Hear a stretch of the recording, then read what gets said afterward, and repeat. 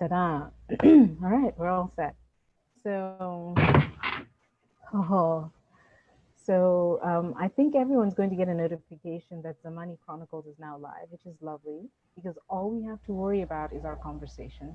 And like I said, from last week when Julie and I met, it was a very freewheeling conversation. The one this week is focused on book one. As you remember, there are 9 books to the to Rain. And last week was a general introduction. We discussed a few themes, and Julia brought up some really beautiful points, not only about the sort of the existence of this book in a sort of historical continuity from classical tradition all the way to East African oral tradition, but she also pointed out, I think, a very important fact that that Rain is a women's story, right? Many of the women are the principal protagonists in all their different shades and colors. You have different kinds of mothers, different kinds of daughters, different kinds of sisters, and I loved all those observations. Julie and I, because we both love Dante, we talked a great deal about Dante, and Julia, I don't know if you realize that I think we talked more about Dante than we talked about Ray, which I think is fitting. For me, it was perfectly fine because so many of the themes that drive this story are informed or shaped, I think, by my experience with Dante. My hope this time, and I think this is what happened last week as well, is that every single one of you different readers bring something different to the conversation.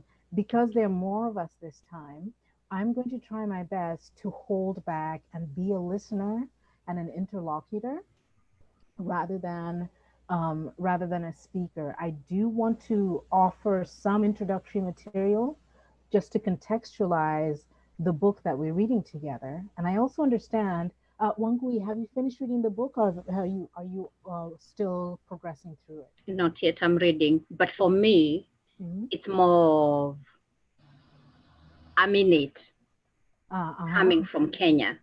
Yes. And also having been a teacher of culture. And by this, I just mean an expert in Kenyan culture and history. So high school, and having studied it. So even as I continue reading it, it's really my story. Oh, fantastic. Yeah, a lot of it, things like Zamani. I mean, that's my language. When we talk of Zamani, to me, it's way back then. When I'm talking of Vasco da Gama, I see his pillar in Malindi. So yeah, I'm not done, but I'm in it. Yeah, it's my story. Yeah. Fantastic. Now, so will it be okay if we just cover book one primarily and maybe enter a little bit into the other books? Are you asking me whether I shall continue? Yes. No. What I mean is, in this conversation, will it be okay if we, like, as we talk about book one, will it be okay? Because I think because of the way the book is structured, there's so many things that reach into other books, into latter books. So I guess I'm asking if you don't mind, if that does happen, if we do pull from other books later in the story. Yes. Okay. Did you say river and the source? I beg your pardon? Did you say river and the source? The river, the source? I'm sorry, I didn't hear. Can you say that? No, I heard something source. I didn't hear those other words. Oh, no, I'm sorry. So it must be the connection. I said that we're going to be focusing on the first part, right? Because there are 9 parts total. And we're focusing on book one today. Yeah. And so because of the way the book is structured, and there are elements that are introduced in book one, but then are developed much later. Yeah. I was just letting you know that those might come into the conversation, right? And I was aware as I came in. I said, I'm not going to not join the conversation just because I'm not where everybody else is. Fantastic. This is Yeah. wonderful. Thank you so much, because I know some people don't like spoilers. Like they don't like to have the story anticipated for them before they read it. So I'm really grateful for your generosity of spirit and for your intrepid willingness to dive into it anyway. So with that said, let me first introduce everybody who's here, and then I'm going to offer the introductory material that sort of offers information about book one. And then I hope that maybe we can begin with you, Wangui, since you're coming from the same place where the book is coming, right? You're coming from the source, as it were.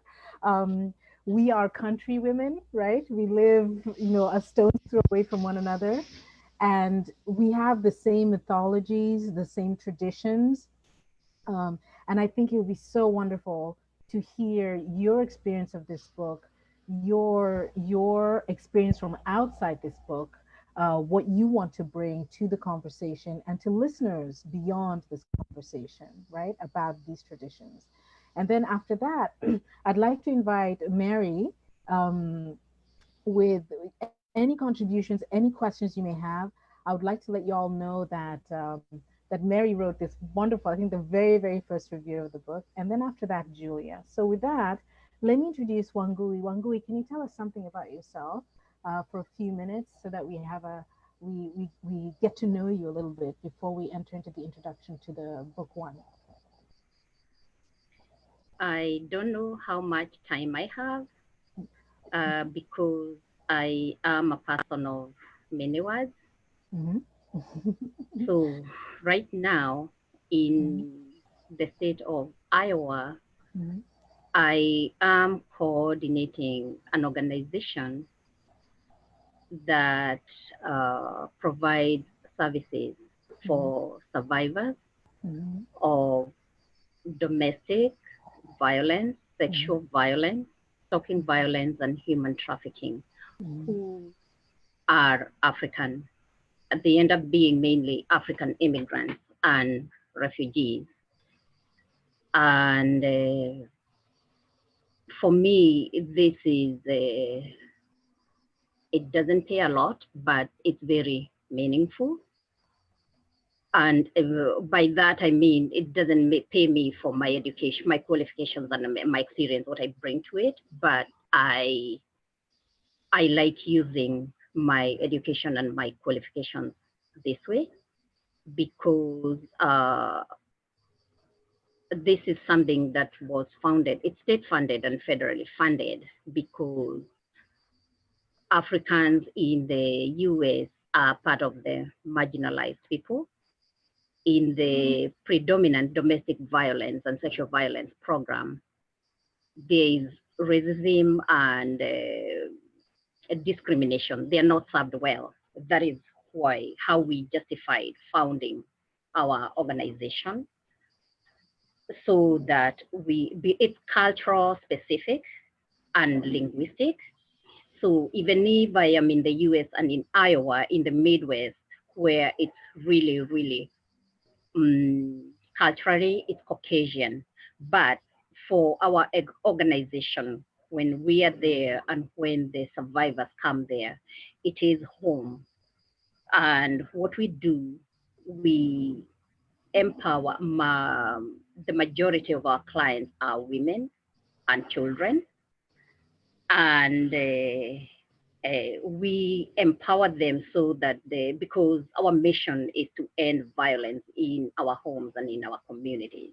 So we empower them to get out if they're not already out, because some, as we work with them, they're still victims, uh, to make sure it doesn't happen again. So we work with the person holistically, and once they're a client, they remain. Some of them have been there since its inception, 2011, because sometimes they might get out of one relationship, get into another one that is still violent.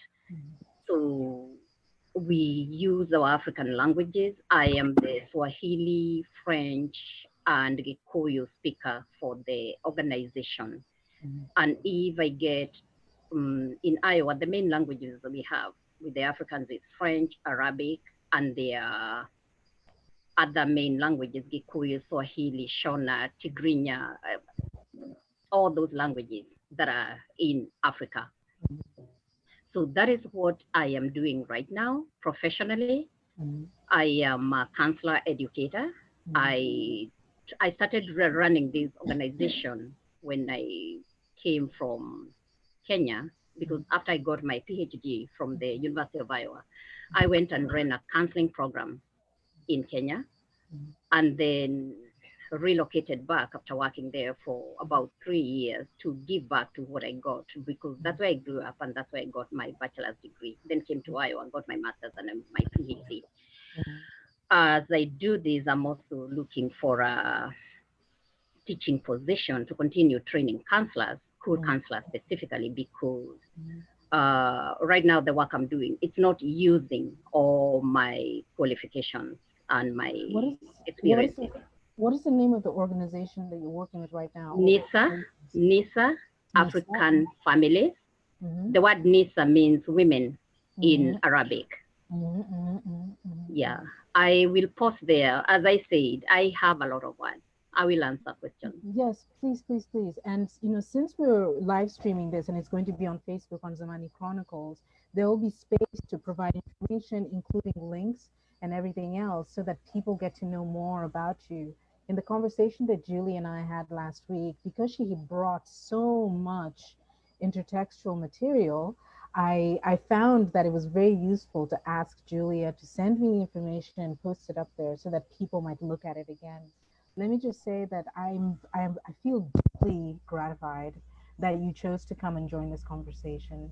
Like I said, Julia said that that Rain is a women's story, and a lot of the aspects of their relationships that Rain portrays, there's much that is joyful and exciting and mysterious, but there are also moments of trauma that are represented in different ways, right? Childhood trauma, or even internalized sexual trauma, and represented in a way that I think is unusual, right? And I'm talking here about the mother of our protagonist, right? So this is something that we can talk about in book 3 in greater detail. And I hope you'll join us for that conversation in a couple of weeks. Because oftentimes the representation of traumas,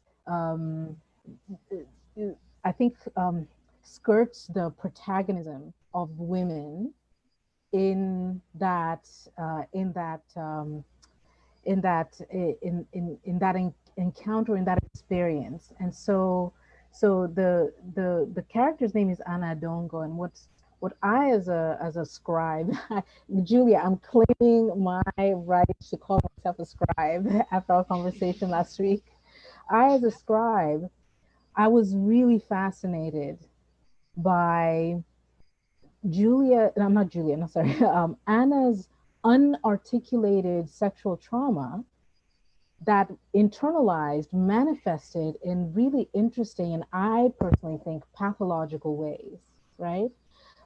So if once you get to that section, you'd like to come and maybe offer some comments, some critique, some questions, some insights, I would be really, really gratified to have you join us again, not just for book 3, but for the rest of the book. Thank you so much. Mary, it's your turn on the hot seat. I don't think that I perhaps don't bring the same sort of particular insights that Wangui and Julia do to this book. I just am somebody who loves books. Yes. So yeah, my background is I teach Italian, and that's my career. I teach. My research is so I have the familiarity with Dante, but that's not my research subject. My research is more 20th century. But and but I mean, other than that, I'm just somebody who likes to read. I have a blog about books in which I'm mostly like snarky and I hope comical, but occasionally not. And Yeah, so I reviewed Rain, and that's what brought me here. And I reviewed it on that blog, one of my rare non-snarky posts. And I enjoyed it very much because it's a book with a lot going on. It's a book that I think manages to do a lot and manages to do it very elegantly. I was especially impressed with the prose, which I talked about this in the review. I'm not even sure whether to call it prose. And I am interested in hearing about book one in particular today, because that's where I had a lot of questions about sort of like the dreamwalkers and where do the dreamwalkers come from? To what extent are you drawing on some sort of pre-existing mythology, and to what extent is this like a completely new, fantasy sci-fi type concept? And that is one of the things I liked about this book as well, that it crosses genres. There's an element of fantasy sci-fi in it. There's an element of poetry in it. There's an element of historical fiction in it. And there's that sort of like epic multi-generational feel in it that a lot of successful modern novels have as well. So yeah, that's sort of my relationship to the book and my sort of like question that I hope we can talk about in discussion. Oh, fantastic. Thank you so much. I'm going to make a note of that and make sure that we touch upon it. And hopefully the introduction that I prepared will begin to tease out some of those issues. Julia, please introduce yourself. My problem is that I have finished the book and I'm not sure where the boundaries are any longer. I've sort of become a dream walker in the book itself, and I hate boxes. I'm very right-brained instead of a left-brained person. But the dream walker, who also have this, I mentioned last time, in Aborigine culture, where dream time is more real and important than the normal waking, logical, linear time. And also when I've worked with autistic children, in a sense, they are dream walkers. They're not making the connections that we make, but they have very rich connections. An autistic child can do a puzzle in a few seconds that nobody else could do in hours, and so forth. They have a different way of their brain functioning. And I love the way you have the scene, well, in Lisbon, and then you have the lake, which is not to be called Lake Victoria. And you will have that watering aspect, the floating on water, again and again in the book. It's not just, it ripples, just the way Dante says it does. You've got the scene in the bathtub later where she is floating. And you also have the scene in the boarding school where she's sleeping by the fountain. And then the fountain again when the twins are born in the hospital. And so much of that is tied up with water, with rain. But I found it fascinating the way you set it up in the beginning with the romance of the explorers, which you will then devastate, quite rightly. And I sort of feel my own context is, because we all bring our own context and our own memories to a text. My mother was born in South Africa in a tent. Her father was a doctor with the British Army. So my mother, she said rather strangely that she felt it was always important, like the salmon, to come back and spawn in her own country. But she had me born in England, not in Africa. And so there's a kind of puzzlement there. And I found with friendships with Victor Turner, who was the anthropologist who did much of his fieldwork in Africa, and so forth. And my cousin, at 16, when I came to America, it was a time of the Mau Mau, when the British press was terribly against the Mau and the violence to the whites. And I can remember talking with an Italian-American philosopher student about my concern. And he said, look, the violence that's meted out to the white settlers is because they have been violent and taken the land. And this was the first time anyone had explained that to me. So that also sort of tied in with my being Anglo-Irish and so forth, and knowing the history of Ireland as the oppressor who made friends and reconciled it, knowing that we were the guilty party. I've just got a face on the Zoom now. Where are we? Yes, there's a new person. There's So, 2 new people who've come in. And let me welcome Karen Mitchell and Ruth Pilars, who have both joined us. We have been introducing, everyone has been making introductions. And I'm seeing Karen sort of going, uh-oh. Karen, right next to you, at least on my screen, is Wangui. He also lives in Iowa. Karen is the one who lives in the 500-town Iowa city. And so since everyone else has introduced themselves, I'm going to now turn the mic over to Karen, and it looks like Ruth just left, or maybe the internet kicked her out. But Karen, please tell us something about yourself, about your experience with the book. And once we finish this part of our conversation, I'm going to offer a very brief overview of book 1 with, pointers for some themes. I'm going to cover a little bit of geography, a little bit of the Lisbon history, and then open it up again for us to have conversations, and then also introduce some of the questions that Mary, for example, has articulated a couple of really interesting questions that we might look at. So Karen, please introduce yourself. Well, thank you. And first, my apologies. I've actually been with you only as a viewer on Facebook because I couldn't get my speakers to work on my main computer. It's like I've been here, and okay. I was and I did catch Wangu talking about the work she does in Iowa, which is fascinating to me. So the technical challenges, but isn't this wonderful? We can all come together this way. Hi, I'm Karen. And I've lived in Iowa, I've lived in Chicago, I've lived around, but came back to raise my family. I have grown children and grandchildren whom I adore. I was the executive director of an economic development corporation that worked on behalf of rural communities until I retired about 2 years ago. And I've been loving retirement since, and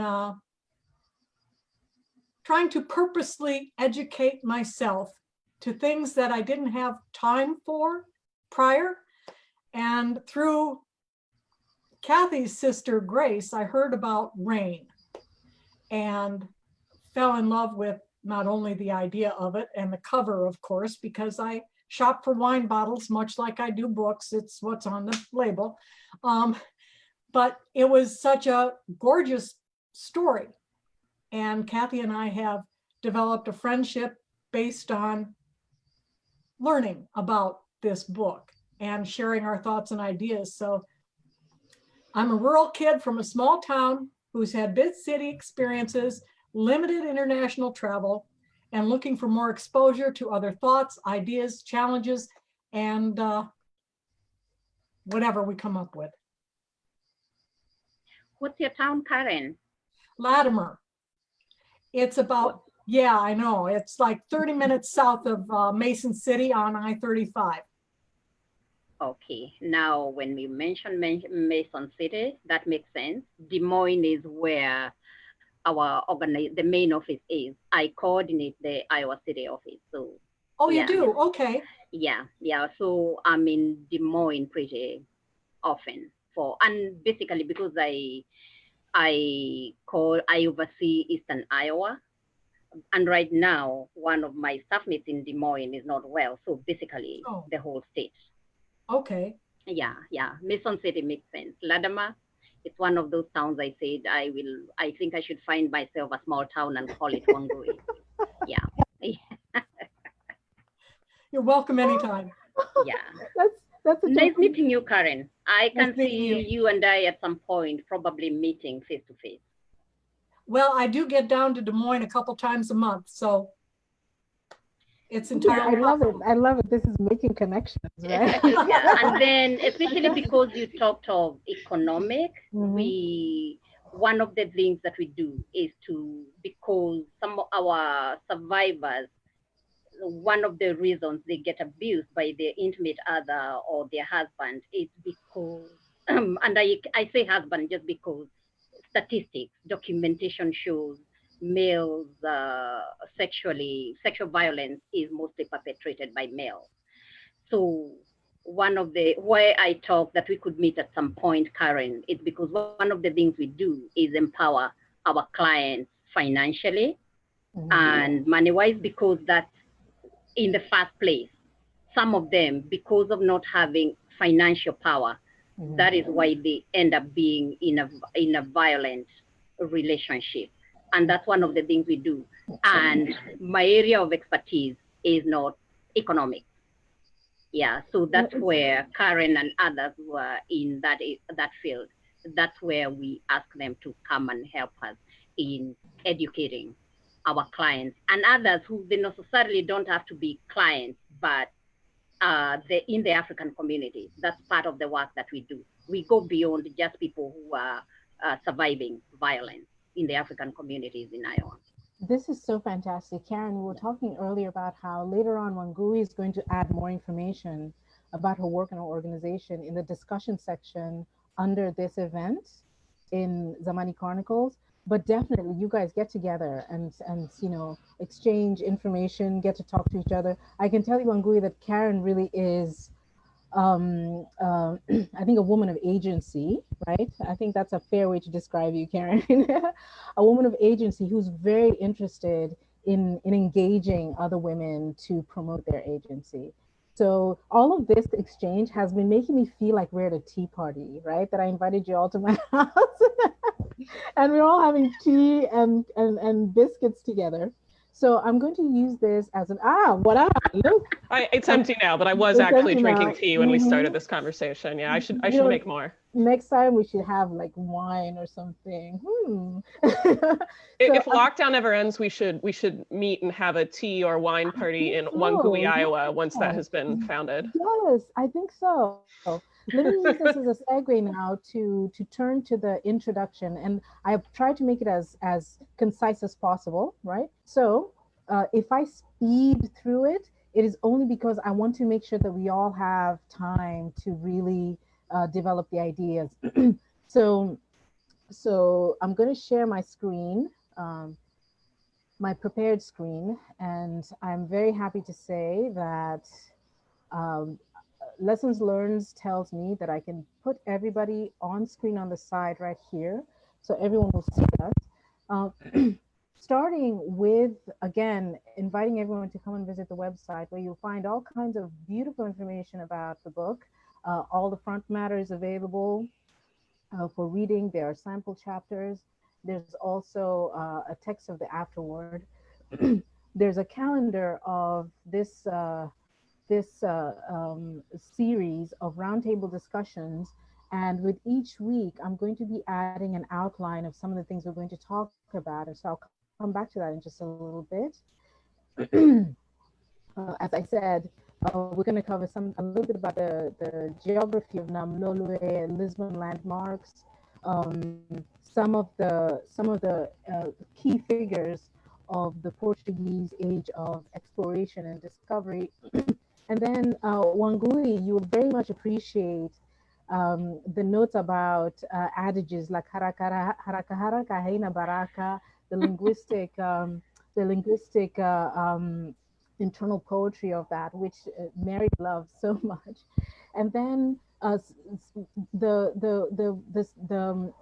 the meaning, or at least the role of cartography and written histories, and how it's introduced into this text and why it's introduced the way it's introduced, including religious indoctrination and literary intertextuality. So the last the last three elements in the, I don't know if you guys can see this because maybe it's not big enough. Let's do that. Let's do it like that. Oh, that's much better. The last three elements in today's program, I'm all thumbs on this mouse. Here we go. The last three elements are traditional creation myths, which a couple of which appear in book one. The function of oral tradition and family history, and this being carried through the figure of Esther, and then the conception, the idea that dreamwalkers represent the eternal presentness of time, regardless of the linear divisions of past, present, and future. So I'm only going to read a couple of paragraphs from from the note to the reader, because I think it speaks very much to the conversation we're going to have today, and I think it might be useful for people who then come to watch this later. Dear reader, Rain, a Song for All and None, is a poetic meditation on history through the echoes of oral tradition. The story that you'll find here is informed by the traditions of storytellers who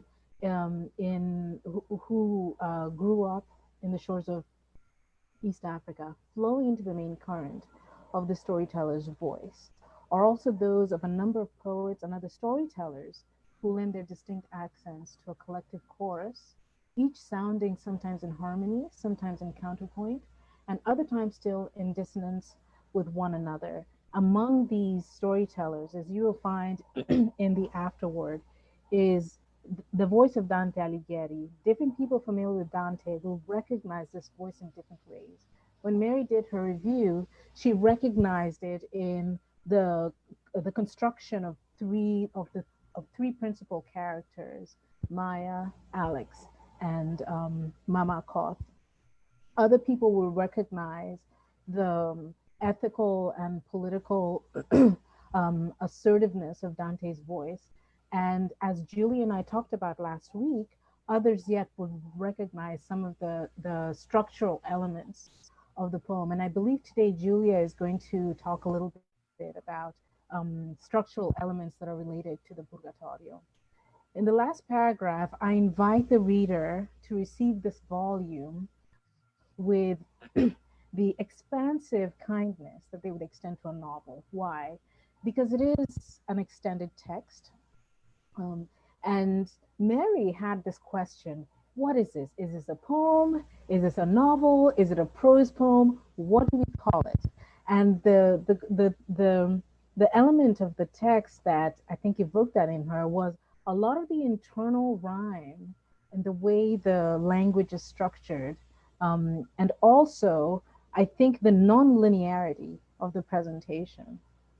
So because of the extensiveness, I thought it best to explicitly invite people to read it as they would a novel, in that they allow themselves to enter the world of the story, just as they would allow themselves to enter the universe of any novel narrative, but then also to afford it the contemplative reflection that they offer to poetry. Poetry, often very compact, right? Often very brief, is usually either an invitation or a challenge to contemplate questions that we don't ordinarily have an opportunity to think about, and also to generate queries about some of the assumptions that we have about the world in which we live. So this is my hope to that readers of Rain will, as Mary put it so eloquently, just sit back and enjoy the ride, right? And allow it to be what it is. Karen, after finishing reading the book, wrote something really beautiful about Rain, both challenging and inspiring, both confusing, and I love these paradoxes. I love the and both of of these contrary experiences. Next thing I want to show you is, because it tells you at the beginning that the narrative form and the source material, the primary source material, is inspired by the Song of Storytellers, born in the shores of Nam Lolwe, also called Namataro, the Great Lake at the eye of the Nile in the heart of East Africa. To orient readers, I've drawn up this Google map, which quite serendipitously does in fact put Namataro smack in the middle of the world. Now, I did not do this on purpose. I just put Google Translate, and because everyone knows it as Lake Victoria, I put not translate, Google Maps, Lake Victoria. It gave me a close-up map, and as I zoomed out, this appeared smack in the middle. I know it's smack in the middle because I actually went to the trouble of crisscrossing diagonal lines, and this ends up being the center. Why am I belaboring this point? Because the end of Canto 1 ends with Maya on a lake at the center of the world. So I say serendipitously because when I was writing, I hadn't thought about the actual physical location. What I was thinking was from Maya's perspective, that each protagonist, each individual is the protagonist of their own life. And the place, the location where they find themselves is the center of the world, right? And everything is relative to that center. So so it's gratifying to have Google second my my conception about centrality. Here's the lake one more time. You see Kenya, Tanzania, Uganda, and some of the neighboring countries around here. Everyone is welcome to explore Google Maps and get to know the geography of this area better. I'm going to mention a few things that I think you'll find interesting, including the fact that this is called the Great Lakes area because this section, geologically speaking, has a sort of a fault line on the Africa plate, right? And so there are these three important lakes that are from the south. And then this is the main one, the Great Lake, which is what Namataro means. And there's also Lake Turkana here, which, because it's in an arid area, tends to expand and contract quite dramatically. Next door to Uganda, and Uganda is one of the greenest places on the planet, is an even greener place, which is the Democratic Republic of Congo, which used to be the kingdom of Congo Ndiantolita, a kingdom that had been there for centuries. In fact, I believe it was founded in the 13th century. And intentionally structured in a way that sustained sort of a dynastic continuity for a very, very long time until the incursion of colonialists in the 19th century. And so in book 7, later when we talk about the incursion, especially of King Leopold, this is the region that he came into. And I believe Olóo refers to Leopold as the man made of drought, when in the last book he's trying to teach Maya about what it means to make it rain. Mary, I mentioned you last week when I was talking about your observation about the symbolic significance of rain as representing memory and life both. And Julie and I had that really beautiful conversation with regards to that. The Nam Lolwe, Namataro, this grand lake in the middle of East Africa, you can see the Rift Valley. Like if you look really closely, you can actually see the Rift Valley formation. But this is the source of the Nile River. There are various tributaries sort of leading from the lake that contribute to the source of the Nile. There are other sources that connected to some of these other Great Lakes. But the Nile makes its way north from, is this thing good to go up? I think Google has abandoned my quest. But the Nile makes its way north from Namataro and enters into southern Sudan and then spreads a little bit toward Ethiopia, and then all the way further up through the Sahara. You can see it wending its way here. It divides into two. There's the White Nile and there's the Blue Nile. It wends its way up this way, and finally issues into the Mediterranean. And it is unique in that it is the longest river on Earth that, maybe the only river on Earth, that flows north, right? Every other river, east, west, and maybe other tributaries that go from separate directions, but the principal direction of flow of the Nile is north. And there are some stories about that, one of them being Maya's love for the fairy tale about how the Nile got stuck flowing north. The next thing that I wanted to show that is relative to book one, it takes us now into Canto 2 principally, is the Santa Maria de Belém, which is the sort of the seat of the Catholic Church in Lisbon. And it is an impressive structure that includes not only the cathedral itself, but also the monastery of the Jeronimites, I believe it's said in English. The name in Portuguese is Mosteiro de Jeronimos. It is a national landmark that commemorates many of Portugal's national treasures, that actually safeguards many of Portugal's national treasures. And in this video that I found by an individual called For 91 Days Travel Blog, a couple of points of interest that people might find very cool to look at, I have timestamps, include the outside of the Santa Maria de Belém. Here's the Mosteiro.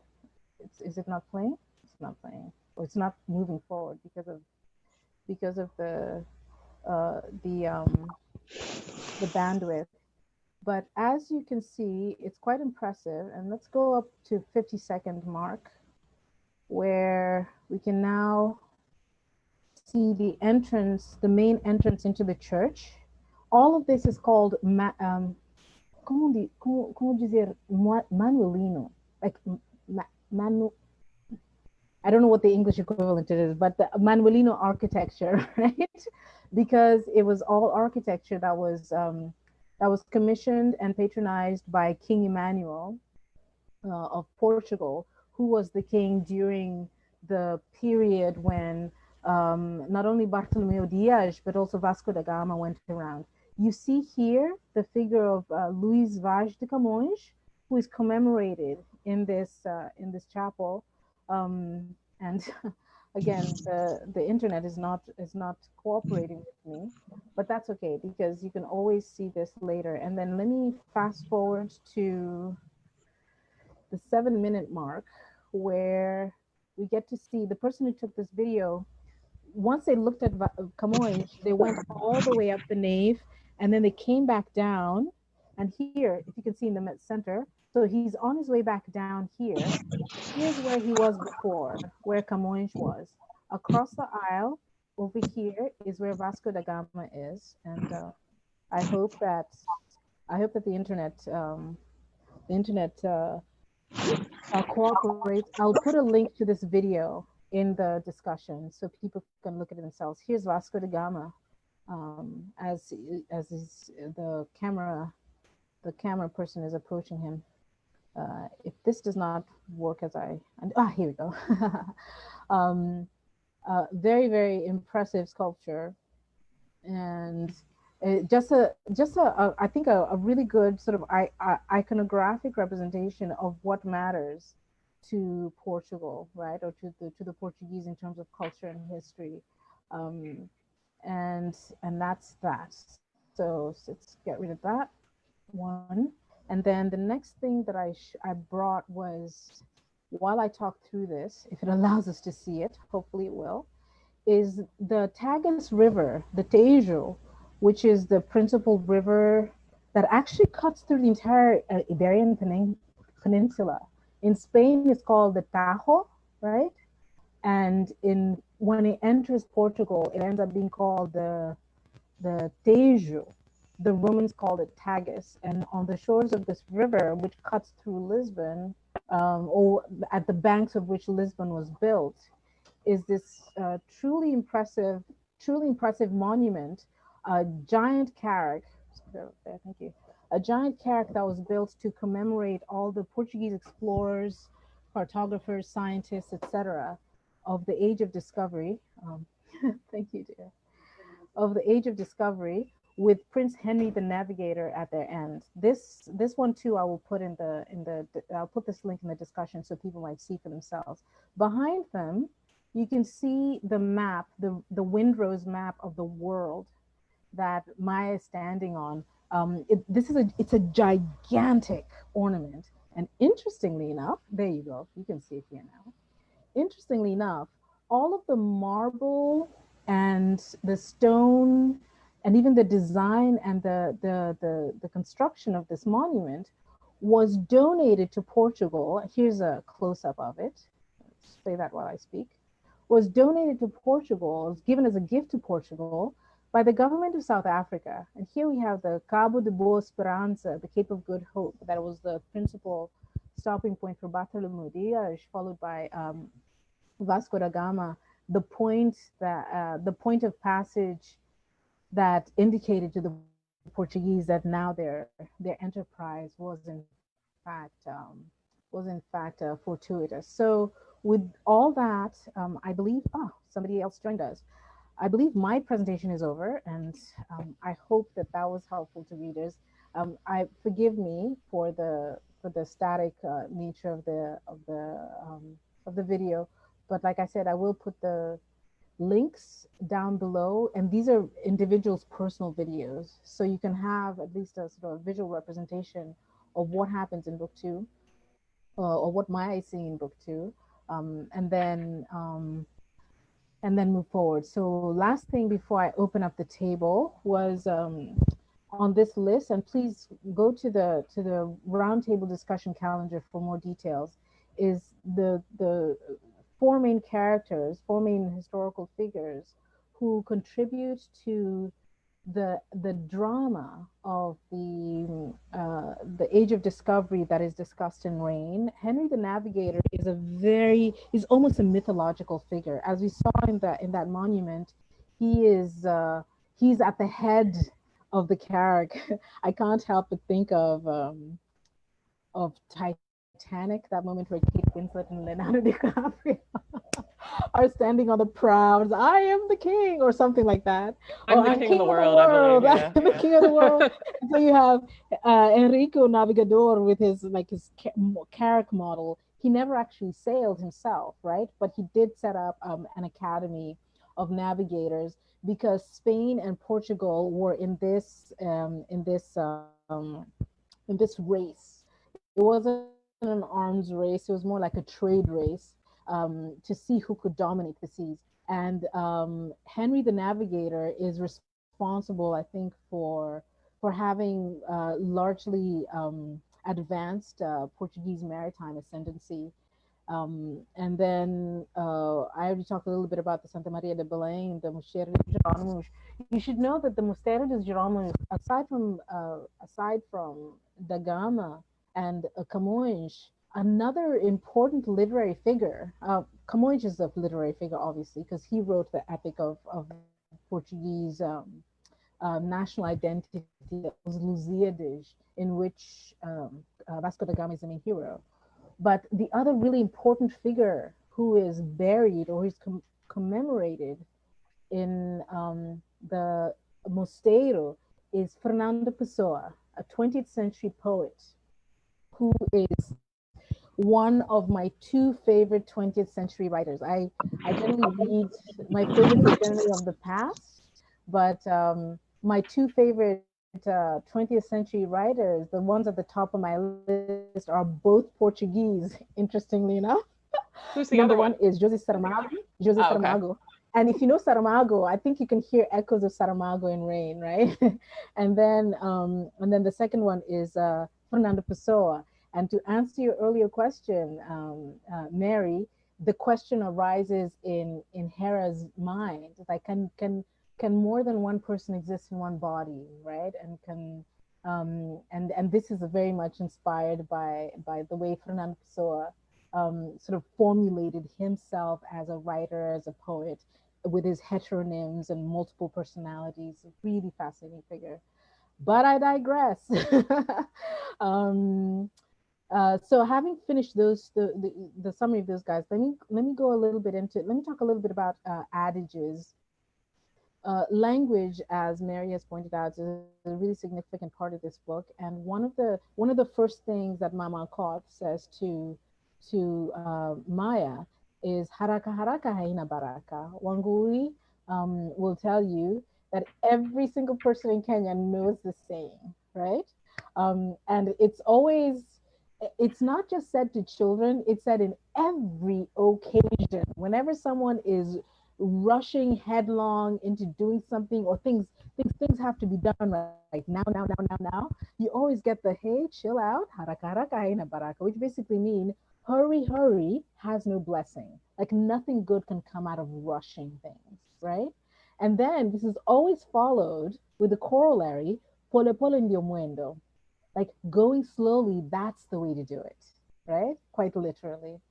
And I bring this up mostly because, as Mary has noted about the language, even Kiswahili and a lot of African languages, and I think a lot of indigenous languages, and maybe not just indigenous languages within Africa, but I might even generalize it with any language, right? That adages tend to have that internal rhythm in them. Partly because this is the musicality of internal rhythm makes it easily transmissible, makes it easily memorable, right? And makes it sort of a ready adage that one never has to explain. And having said that, I'm going to just skip one line before I enter into cartography and written histories. One of the things for me in Rain that was really interesting to see how that same characteristic shows up in biblical texts, right? When people are taught through the Bible, when they're taught religion through the Bible, it tends to be through memorized texts, memorized passages that are then made even more accessible and more transmissible by being set to music and being sung as hymns. So that so many of the hymns that people learn in church are actually, biblical texts that are just pulled straight out and then set to music and have people sing it, which attests very much to the intrinsic musicality of these texts, but also goes back to, I think, a universal human tradition of using music as an instrument of memory and communication. Cartography and written histories is a theme that comes up very importantly, I believe in Canto 3 with Alex and Maya, when he's teaching her how to navigate the world, right? And she sees something slightly different than he does, or she sees things differently than he does. And it keeps coming up time and time again. But this is all happening in the context of their father's library, which contains a huge wealth of books that their father has collected. And as you get to know their father later, you get to realize that most of his library collection is Anglophone, is British, is inspired by that kind of tradition. So that this becomes what the children imbibe. This becomes what Alex absorbs. And so that the literary intertextuality that shows up a great deal in Rain tends to be informed by these traditions, right? I believe it was Julia who was talking about water, right? And the running theme of water in different situations, and how this is tied to Maya's story. It is not until they've been to the library, or that we've been to the library with them, that you begin to hear these voices, and you begin to hear this voice of Coleridge, that water, water everywhere, right? And not a drop to drink, which is from the Rime of the Ancient Mariner. You begin to hear snippets, allusions drawn directly from Shakespeare, because these are texts that the kids just imbibe without a filter, from Wordsworth, Alex especially. And if you reread and you pay attention, Alex especially is given to thinking in these kinds of intertextual modes, right?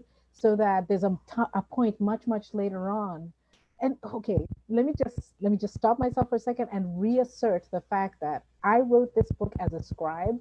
I just listened to what they were saying, and sometimes they would say things that surprised me. So for example, when Maya tells Alex later on that she wants him to name her because he's her father, right? Alex's reaction comes out in the words of Wordsworth, right? He was surprised by joy that his most beloved should think of him in this way. And I was thinking to myself, that why is Alex thinking like this? And I thought, oh yeah, because Alex just grew up with books, right? That's how he thinks. And the flip side of Alex growing up with books is that the history that Alex learns is the history that's published in those books, right? So Alex only learns the history that lionizes, the history that praises, like Julia mentioned last week, the Vasco da Gamas of the world. I didn't want to counterpose your observation that up to up to book 7, Rain praises Vasco da Gama. I wanted to let that sit for a second, because the moment you said, yes, you really admire and romanticize the Portuguese until book 7, I thought to myself, she said you, but I think she means Alex, because it's always Alex who's romanticizing, who's repeating, who's citing, and Maya, who's always kind of resisting that, right? So literary intertextuality comes into book 1 as well as after that has been introduced, there's the sort of the contemporaneous introduction of the importance of oral tradition in the voice of Mama Koth, who is singing a song of creation. As she sings, Maya sees what she's singing, right? At first, simply in her mind's eye, and then eventually that line is blurred. It's no longer just in her mind's eye. She actually sees them emerging. And part of it is the creation of the world. Part of it is also about the creation of a people. And Wangui, you probably recognize the creation myth of the Nilotic people, that the Nilots emerged out of the Nile, and that is how they were made. And they emerged fully formed with their cattle, with their children, with all of their attire, playing music, singing, dancing. And it's wonderful as a scribe of rain to watch Maya witness this as her great-grandmother is singing it into being. So to your question earlier, Mary, how much of this is fiction, science fiction, etc.? Let's say that the framing is in the tradition of fiction, where you create a universe with certain internal laws of physics, right? Like sort of consistent laws of physics, and then within that universe, then have the vicissitudes play out. And since the vicissitudes of this particular story are sourced through Nilotic tradition, as Julia so eloquently put it in her comments about rain, it means that the creation myth that populates that structure is the creation myth of the Nilotic people, right? And yet the fictional structure is that of the experience of the dreamwalker. Fictional in one sense, fictional in the sense of embodying or rendering incarnate an idea of how time is conceived that is different from the linear the strict linear conception that we have, right? As I was discussing with Julia last week, knowing that memory is a principal repository of oral tradition, then the narrative structure of the book is designed to mimic the function of memory, which is punctual and has a sort of quantum leap characteristic, where you think of element A and it inspires you to think of element X, and then that inspires you to think of element L, and then Z. And before you know it, you sort of created this jigsaw puzzle that you're filling in of the bigger picture, but you were thinking about each one very, very differently and not in a linear, continuous fashion. So in my quest to mimetically represent that function of memory, and therefore make memory part of the structure of the book, this is how I invented in the very classical sense of the word, invenire, right? Sort of came upon the idea of the dream walker as someone who can live in the past, present, and future at the same time, because they exist in memory, or their experience of the world is one of memory.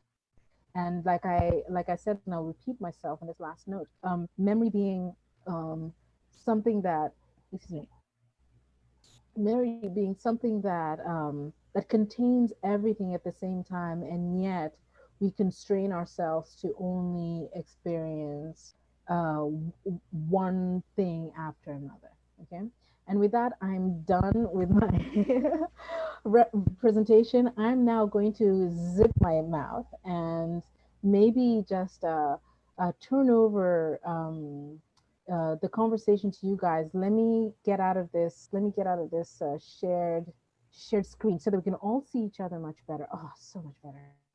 That's fantastic. Uni Bliss joined us. Uni, are you with us? Would you like to introduce yourself briefly? Hi. Hi, sorry I'm late. It's all right. It's all right. Commitments. So I just wanted to hear, what you were going to talk about today. Mm-hmm. As a fellow GWN, so yeah. Yes. Oh, that's right. Right. Yeah. So please tell us about yourself and about your experience with the book. I haven't had a chance to look at the book, so I was hoping, to get caught up with everybody and then start that up. So no problem. I was taking a shortcut. My apologies. You're from Kenya, yes? Yes, I am. So we discovered that we went to the same high school, right? Yeah. Alliance Girls High School at different times for sure, but Alliance Girls High School, which is it's a very how would you describe Alliance Girls High School? It's I guess one of the well, being from Alliance, I'm going to say it's the best high school in Kenya. It was very difficult to get into the school. If you understand the British education system, you sit for this really tough exam when you're about 11 or 12 years old, and that exam basically decides your future. And for us who were fortunate to make it into Alliance, I think it led to a lot of success for a lot of the girls. So it was a humbling experience to be around people that were actually smarter than you. Mm-hmm. It's even more humbling to see the success of the girls that went through Alliance, where they are in the world today. Mm-hmm. And I think it was all out a good experience.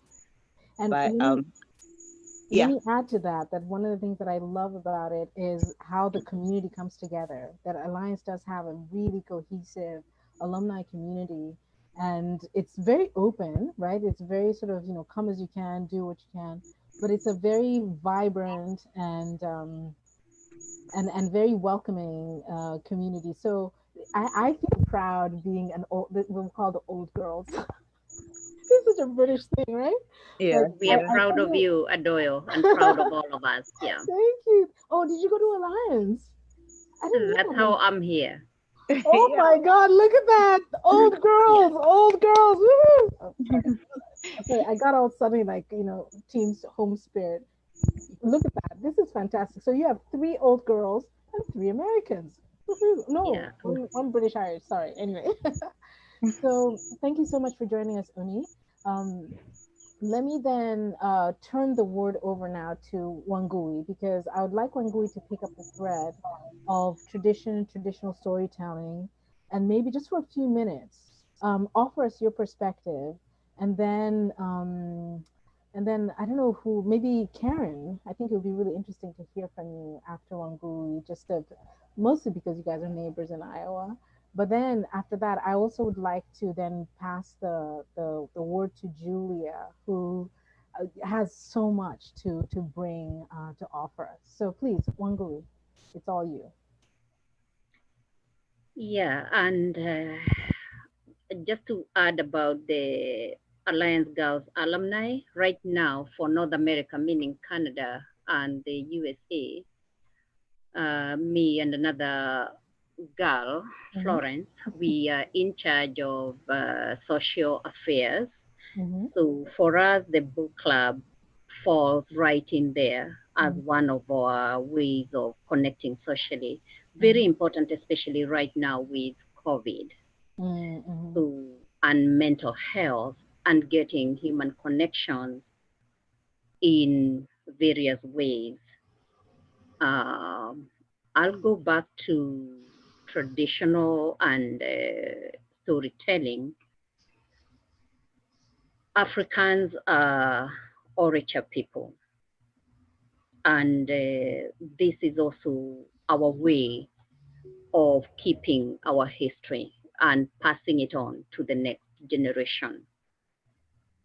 Sadly, to quote the title of Chinua Achebe, being fall apart, this became interrupted with the coming of, if I talk straight from my culture and from my people, this got interrupted with the coming of the white man. And to date, Humpty Dumpty, we are still struggling to bring Humpty Dumpty together. It's not yet done during my time. Or the way it's coming back differently. And therein lies my appreciation for the book Rain. It puts it very well together. And with that, Adoyo, I have a question. Are we yet able to purchase the book in Kenya, the physical copy? This is something that we've been trying to get bookstores in Kenya to do.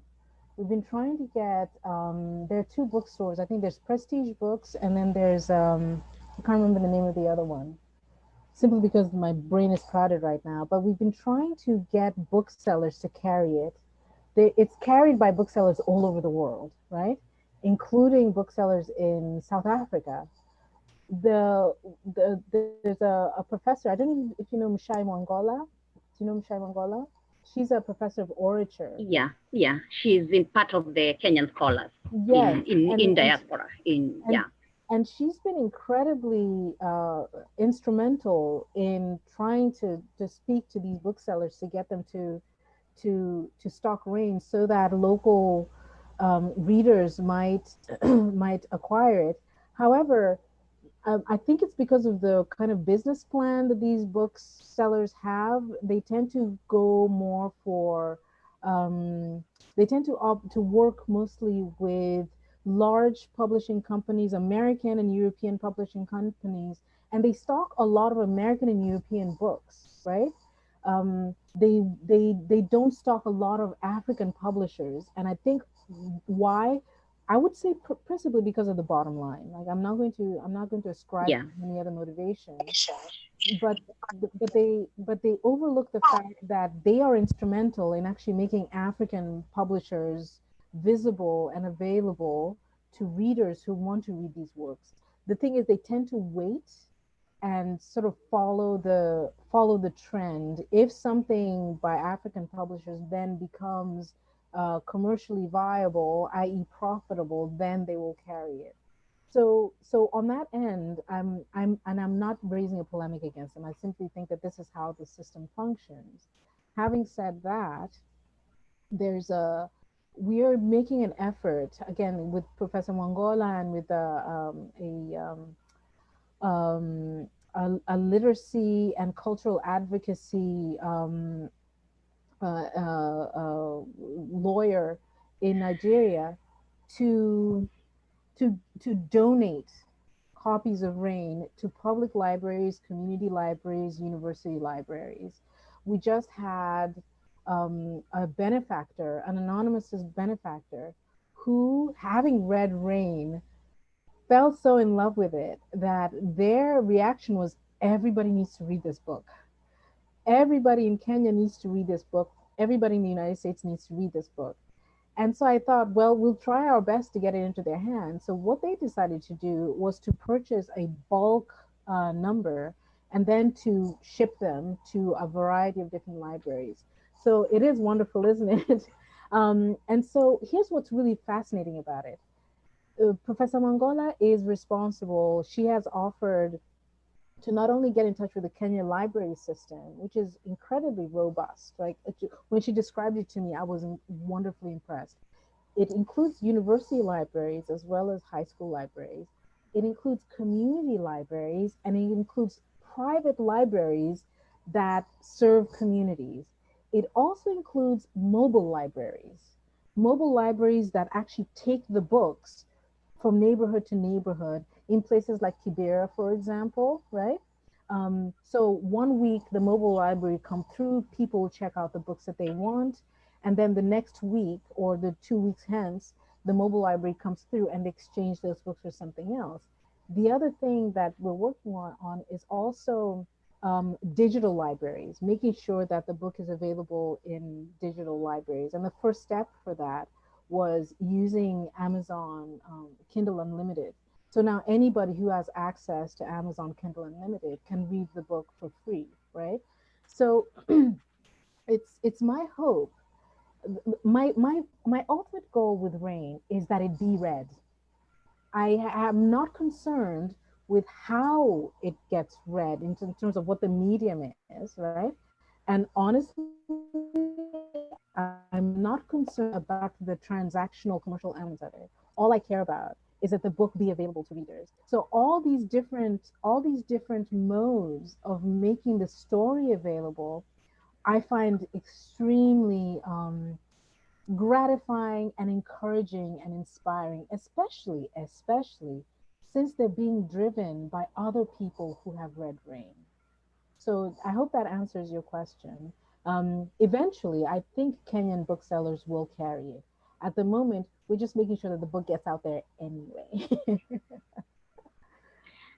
Yes, and other avenues getting to Kenyans and promoting something else that we do. I'm part of the Kenya Studies and Scholars Association in diaspora based here in the US. So the president right now is Professor Jeronimos out of North Carolina. So once we get it there, we get the word out there and we get it to the scholars and the Kenyan students in the US. And now that you mentioned Professor Mogela, I'm thinking of some journalists and Kenyan journalists and writers. One of Shikokemani Mwaneki, and the way she sells herself, she hawks the books. She goes to the streets and goes to people, and she manages to hawk even to those of us who are here. So I buy the book in Kenya, and it gets shipped to me. And this can also be done the other way around. And why I asked you that question mainly is people that I discuss books with, and I know they would love a copy of the book. And I'm thinking of my mentor, and we are talking about African tradition and being orature. After the interruption, the shape that it took is in our classrooms and in history. That is why I'm saying Following Rain is just going back to my footsteps and where I was. And also, it's a happy book. I am happy, but also very, very sad. And earlier on, Adoyo, you're talking about trauma. So as I go through it, before I even got into my history teachers, he continued with the orature now, which had already been started by my grandmother, by telling me stories around the the fireplace. And the fireplace is reminding me, when I arrived in Iowa, I am always orienting people who are traveling to Kenya who have not been there. Karen, this makes me think of you.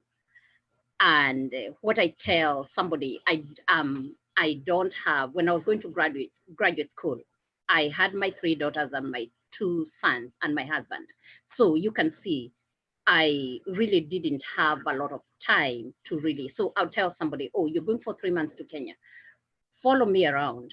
And the Kenyans that are in my town, that I'm Karen, I lived in Cedar Falls. And you'll pick something such that when you land there, it's not going to be a shock. So one of the girls going to Kibera, you mentioned Kibera, Adoyo, and Kajiado and Joro, those are some places in Kenya. I told her, you're welcome. African people, we are open people, and you're welcome. Our houses are never too small, which is, to us, is a good thing. But even in history, it didn't work very well because we welcomed somebody and they pushed us out of our homes and our property, and we have never got it back, even today. So one of the girls, my son was explaining the cooking that will be going on. So the girl was being explained to, this is a Caucasian girl who's grown up in Iowa, is being told, so you'll be cooking over a fireplace with 3 stones. The fire is there, and then you put your pan on top of that fire. So this is my 13-year-old son explaining that with my 11-year-old daughter. So she goes, oh, like camping? And then I interject and I say, I wish. No. Camping, you camp, the word for that is slumming, and you go home. It's tough, you boot camp it, but this is life. So those kind of stories, we still have them, and we pass on this information, and it also gives me feedback. The stories that were told by my grandmother to me and to my children, they were lucky before she passed on in 2013, have come in the classroom. So we have a hybrid of orature, we pass it on, and this is also what happens to the African American, because we are lucky in Kenya and in Africa. Ours has come back to the classroom, sort of. A lot of it is through the eyes of our oppressor. So at home, we have the opportunity of correcting and continuing with that. And that's where we are. And in the classroom, and also through our writers, Adoyo. And when we are lucky in having a book club like this, we have all those forms of the African orature sitting around our kitchen table, like I am right now. And Adoyo has written it, has brought what I was taught in class by my teacher, whom I want to gift this book. That's why I want this book, because he is in Kenya. And even if right now it's not there, I am going to make sure that that book gets to Meru, because he is going to be very excited. And also seeing what he did way back in teaching me this literature. By the way, then, it wasn't sad when he was teaching me this history. It was sounding like Adoyo's voice. Adoyo, you're talking about very sad and painful things that were told to me by my grandmother. Your voice is not sad, but it's triggering some of it. It's triggering some of those traumas. When you mention Vasco da Gama, and I think of his pillar in Malindi, the beginning of a lot of sadness, the beginning of a lot of oppression, which still hasn't gone away. And through orature, even if it is not a when I was learning history, some of the ways I was learning in the classroom is Dr. Livingstone was the first person to see Mount Kenya. So that was my primary, or what you'd call elementary school history. By the time I got to high school and got done and I was teaching history, as Kenyan historians, we learned we had to correct that. But even as we learned, my grandmother would talk, this mountain that Dr. Livingstone calls Mount Kenya, my grandmother talks of it, Kirinyaga, because I grew seeing it, the mountain. And that is corrected. So I worked at the disconnect. My grandmother calls it Kirinyaga. Dr. Livingstone calls it Mount Kenya. It took me a minute to connect that Dr. Livingstone's mother tongue interference is making him call it Kenya when my grandmother is calling it Kirinyaga, or of ostriches. That's what it means, and which the country Kenya takes its name from that. So even me, I am, so that my oppressor can understand me, I have to say my own country's name in their tongue so that they can understand me and make them comfortable. Whereas the country should be Kirinyaga, but I have to say it Kenya. So as I read the book, I appreciate, but at the same time, I get re-traumatized. And because once I leave this sitting, I'm not going to stop here, even as I read the book, because it's not just me reading it. I'm reading it with my daughter, who writes. I'm going to talk to my mentor. I'm going to go with others whom we live this life, who are part of my village. And we talk about this. And that trauma, that pain is going to be passed on.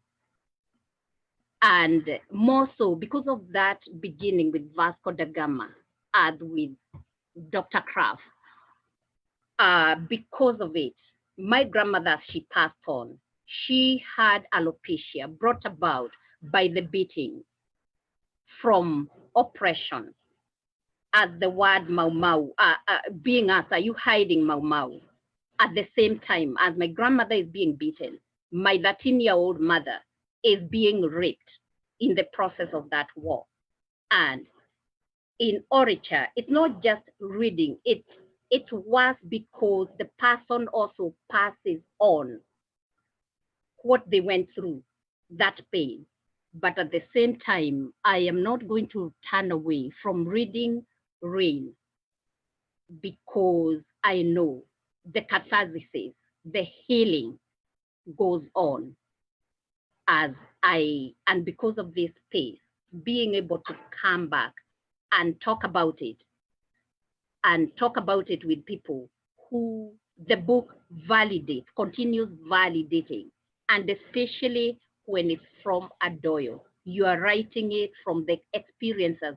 There's no such word, I think, in English, but from the person who is experiencing the pain. And even as we tell our stories, it's not just the words, not just the happenings, but the feelings. And even as I tell them to my daughters and to my sons, and as we talk about it, we heal as we know, and we also own it. Not just from the outsider who would want to say that I saw Lake Victoria first. There were people who were seeing this great lake. They were there. It was not in a vacuum. And as we tell our stories, and all of us who are on this stage, it's an honor and a privilege to share the platform as we talk, so that you get my feelings as we talk about this. And I also hear your feelings as we talk about this. I remember in Cedar Falls, Iowa, sharing a platform with a recruiter from the admissions office of the University of Northern Iowa. She had just come from my village. She told her story before me. Before I got on and tell my story about my own village, I asked her, Christy, you told your story, you showed your pictures. All your pictures, your slides. I only saw flora and fauna. Where are the people? Where is my grandmother? I'm just seeing elephants. And it is in 2005. So there was never any time that there were no people in my village. They aren't just animals and the plants. And for her, it was I noticed that. And then she said, Wangui, I am sorry, but to say this, but there was a lot of begging. And I told her, we are two people seeing the same thing, but I am sad that you had gone to recruit people for the University of Iowa, Kenyan. But the pictures, you didn't bring any pictures, even of the people you recruited. You brought the elephants, pictures of elephants, of the indigenous trees that are growing there. But, and then when I talk about people, you're telling me about begging. And I'm standing right here. As far as I'm concerned, I am a celebration in my village. And from this example, what I'm saying, Oricha and in the African society, we pass on from generation to generation, because in that moment, if there were not the two of us to balance the picture, the audience that were there would have thought that in my town of Nyeri and my village, there's nothing else other than begging, elephants, and the indigenous trees, that people like Wangui and my children do not exist. So I am glad Oricha is not dead, but at the same time, it's also good to balance it with scribes like Adoyo from our own view, so that it's put down, because one of the things I learned very quickly, and I started learning it from the writer, Goge wa Thiong'o, one of the characters, Waiyaki. The father told him, go to school, learn the white man's education. That is the way of the world, and that's how you're going to conquer the world for yourself. So scribes like Adoyo, and also others of us who are in academia, writers of any form, we tell it, but we realize the passing on orally, it can be misused and abused. So right now where we are, we have both. We tell it and we also write it down. And again, I'll stop there. I said I have many words and I earn my living with using words. Wangui, I have to say that thank you so much for all of that. I personally absolutely loved everything you had to say. I could stay here all day and listen to, I think all of us could. And I say that, I presume to say that because of something that Karen actually said about the book earlier on, because Karen would send me messages while she was reading Rain, messages of surprise, right? Consternation, and at one point, betrayal, I think. She put a post on my face like, oh, he died?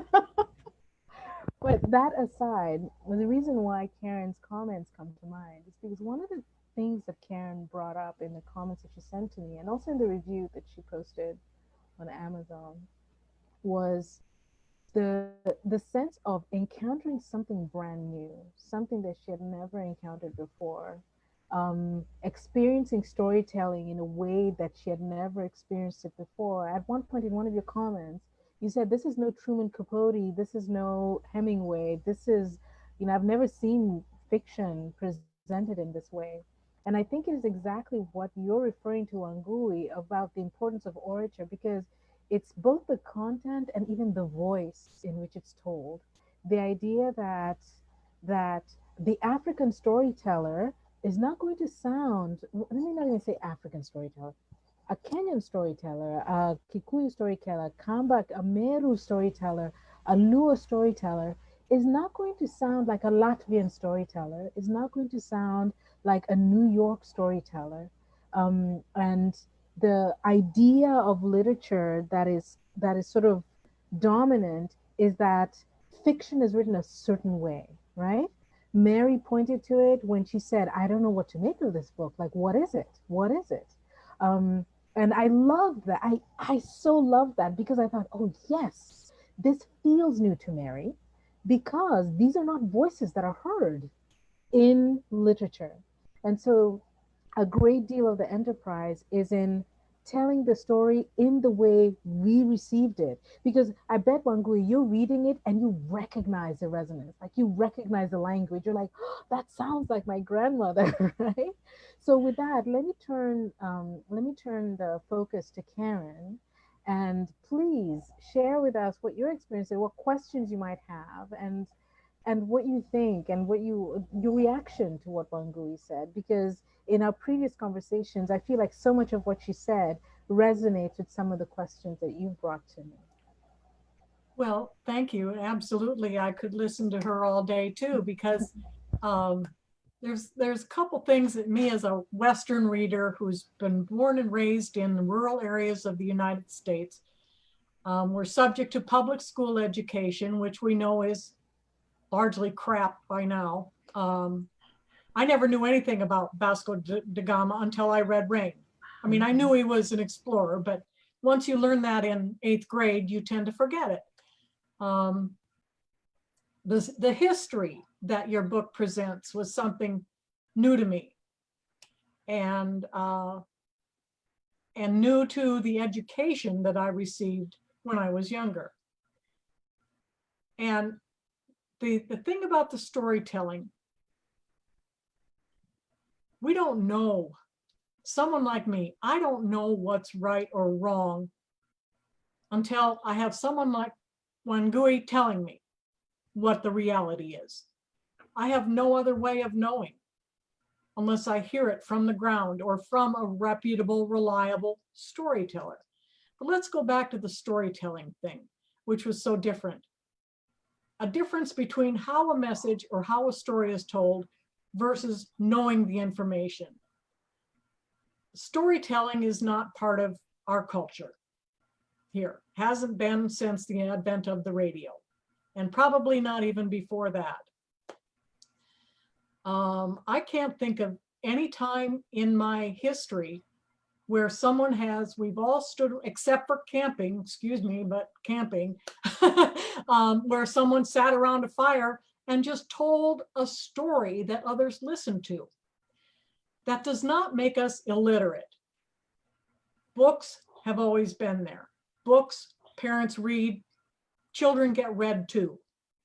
We get read fairy tales, but we get read too, and we pass that along. One could question what we pass along, but that's, you know, I come from an over-Disneyfication of my life. And sheltered in the way of lack of truth in information, because it was until a few decades ago that Columbus was the guy, and we know he's a jerk. You know, he was awful. The whole story was a lie. So the storytelling part of it is what first came upon me. And I question whether that's because of a stereotype in my head, or because of the information I read about the book prior to. But I have to want to tell you, it's a very comfortable, soothing way of this, of absorbing the information. And then you switch, and it's like reading a contemporary novel. It's like reading normal. And then the voices speak to you, and you're so beautifully done. It just is, that's the magic of, me. I'm fangirling all over, and I will admit it. But that's the magic of the story, is I could slip into this place. And I chose a warm place at night, kind of like a campfire, because that's what I know. And am hearing this, and hearing new stories delivered in a way that is in a feel safe environment. Not that I need to protect myself, but that I'm getting this horrendous news about Vasco da Gama, but I know I'm safe, so I'm safe to absorb it. I'm safe to take it all in and not have to watch out for myself in any way. I'm taking it in, and not in any way saying, yeah, but I'm really wanting to hear this. No defensiveness on my part whatsoever. It's, my God, I never knew this. And being in a safe place so you can fully experience what's being said. And the voice that I choose to hear as my style of reading will change with the character, but I still say that Viola Davis needs to be in the movie that this needs to be made into. And Kathy, of course, I see her as the first chapters of the 28-year-old Maya, I believe. So the storytelling thing is what first leaped out to me. And then we'll talk later at another time about the magic of the words. But for me, it was such a rich way to get the information. And just superbly done. And it's a joy to read, and I'm reading it again until my hard copy arrives. Oh, wonderful. And yeah, here it is. Your hard copy is on its way. I even wrote a little bit of a scribbly thing. Oh! Just got the hard copy. Julia has the hard copy too. Thank you so much, Karen. That's fantastic. Mary, please. I was going to say, if I could ask a question following up on what both Wangui and Karen said, it reminded me a lot of a thought that I had when I was reading and reviewing Rain and struggling with this question that Adoyo has already addressed about, does it matter what we see this book as? Does it matter if we read this as a novel, if we read it as poetry, et cetera? And so I guess my next question is about the reader's experience of this book. And how do you imagine your reader receiving this book? And what I mean by that is, do you imagine a traditional novel reading experience, or do you imagine this as a work that is meant to be received orally in some way, either in like a group reading or in an audiobook setting? So I guess that's my question. This is a fantastic question. I while I was writing it, I was hearing it. Mm-hmm. So my principal job as scribe was to be faithful to the sound, so that when I visualized the listeners, I visualized how they would receive this. And in this case, and I think this is something that Julia especially can actually relate to, because we're both, classicists after a fashion. In my, all right, so please give me license if I seem weird describing this. Please allow me license. Ever since I did my dissertation, which was an analysis of the structure, like the actual architecture of the Divine Comedy, the architecture of the text, I was so deeply immersed in analyzing this text and looking at how every line fit and accounting for why and how it was put there, that by the time, so it took me 6 years to actually analyze the text fully, right? All 14,233 lines. So it took me 5 years to do that. And then I had to sit down and actually write about it, right? Which was a whole other hurdle. But then it took me 2 years to write the results of all this research. And I didn't have a clear sense of how many chapters there would be or how long it would be. I just thought, you know what, make your goal reporting on what you found in your research rather than it's supposed to be look like this and be this long, etc. It ended up being, I think, 565 pages and a total of 7 chapters. Or yeah, 7 chapters.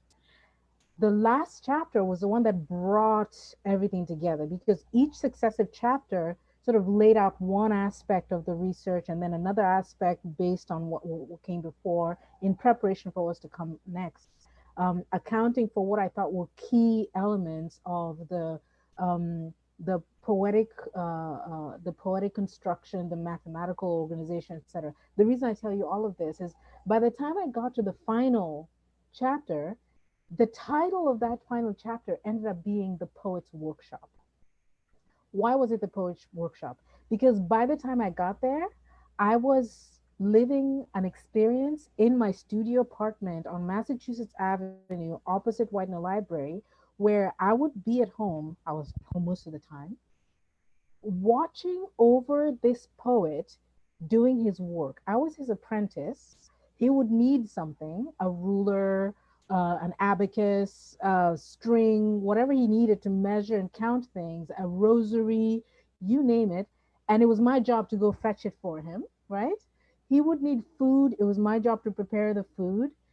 He would need me to hold something down while he did some other thing over here. And it was my job to do that.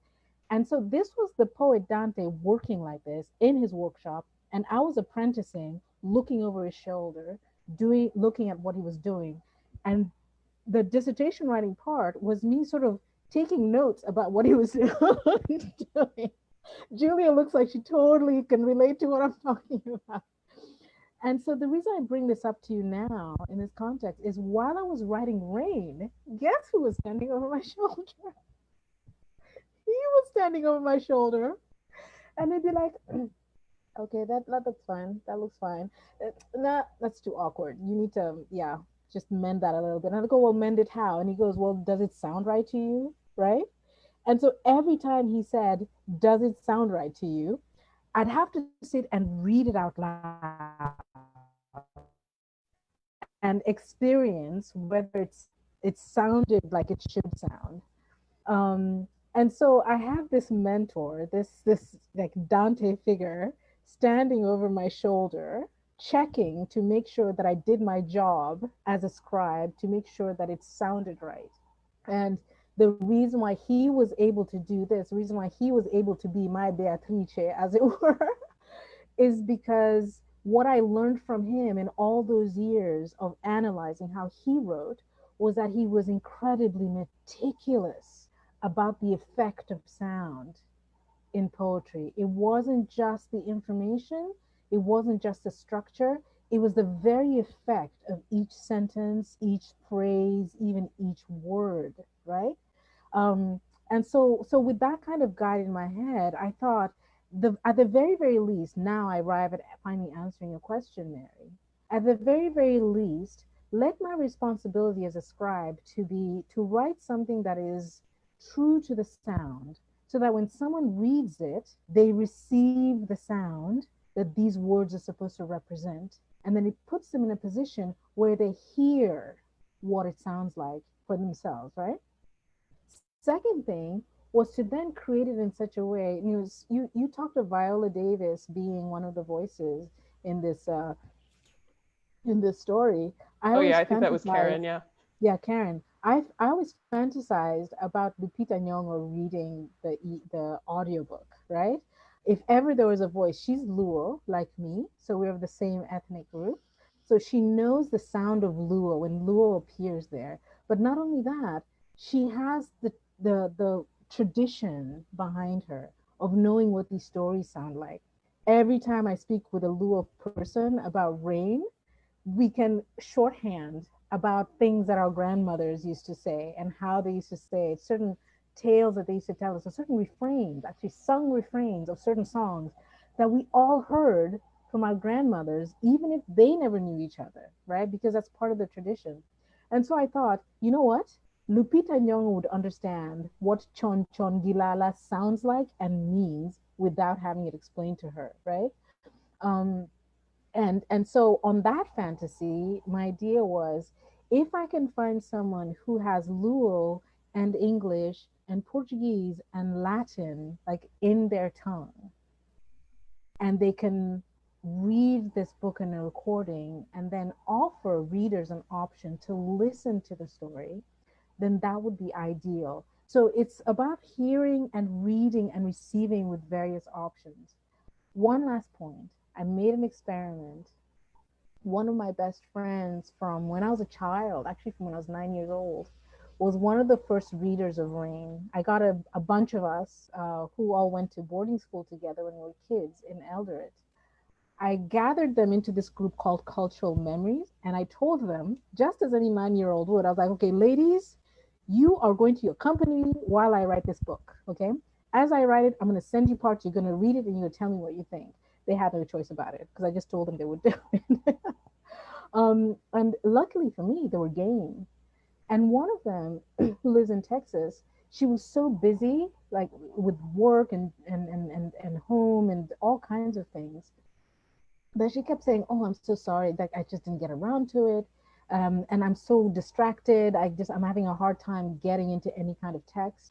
So we agreed that maybe I would read it to her. I'd make a recording, read it, and send it. Remember how you heard Canto 32 and then Canto 1 through 7? This was the beginning of our experiment. I was reading the manuscript to her and sending it to her. And she said something really interesting after she started reading the published book. She said that when she first listened to it, she would listen to it on her commute to work. And she would get to work, and her reaction was always, how did I get here? Meaning, how did she get to the place that she was driving to? Because she got so pulled into the story that, yeah, sure, the commute is almost like autopilot. She knows where she's going, and so it wasn't a distraction that, became dangerous for her. But by the time she got to work, it seemed as if she had entered her car, sort of gotten immersed in this other world, and then now she was emerging out of her car again, and she wasn't aware of the transversal. And she said this happened time and time and time again. And finally, when she read Canto 32, or when she listened to Canto 32, her reaction was like, I don't even know what to do with this thing. Like, I can't imagine reading this because it sounds perfect for listening. Then she read it and she goes, now that I'm reading it, I'm understanding completely different things than I did when I listened to it. So my ultimate response to your question is, I envision, at least I hope that a reader who encounters this as text hears it as well and is drawn into that oral world. If they're attracted enough by it, then and want to listen to the audiobook, then do so. And based on this one example, because I don't have a sample, like, broad sample, but based on this one example, possibly have a different experience of the story, right? A written text sounds different than, feels different than a heard text. People who start with audiobooks, I have one friend who has a deep aversion to written text, right? And really, really is like, okay, when is the audiobook coming out? When is the audiobook coming out? And so I'm sitting here like rushing, trying to get the audiobook out because I really want him to hear the story. But it'll be interesting to me to see how he reacts. Like if he finds himself like now opening the book once you get to a certain section, it's like, let me see what that actually looks like on the text now that I've heard it. So I hope that answers your question. Yeah, I think it does. I think that it's really helpful to think of this as a text that can be experienced differently through different media. And like Karen says, it'll be interesting to see if anyone tries to make a movie out of it. What's that going to look like? Seriously. Julia, please. Yes, I've been fascinated by this because here you are, an oral culture, the storytelling culture. Your boarding school gives you the literate culture, which in a way cripples you from the oral side. And what I found when I came to Italy, and I'd be very shyly working in libraries, terrified of speaking Italian because I didn't really have the language.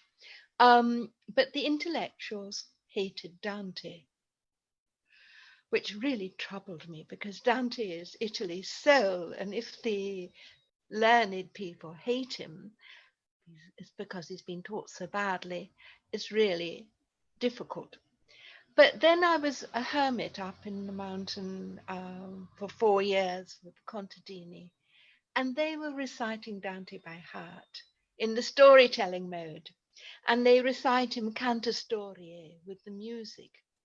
And so what I've done on the website is I've given the Commedia, and you click on one arrow and you hear Carlo Poli, who's the son of Contadini, reciting Dante. And then the other one, my son did the old LP3s into MP3s of the scholars reciting Dante. Dull, you know, because when we read books, there's no expression.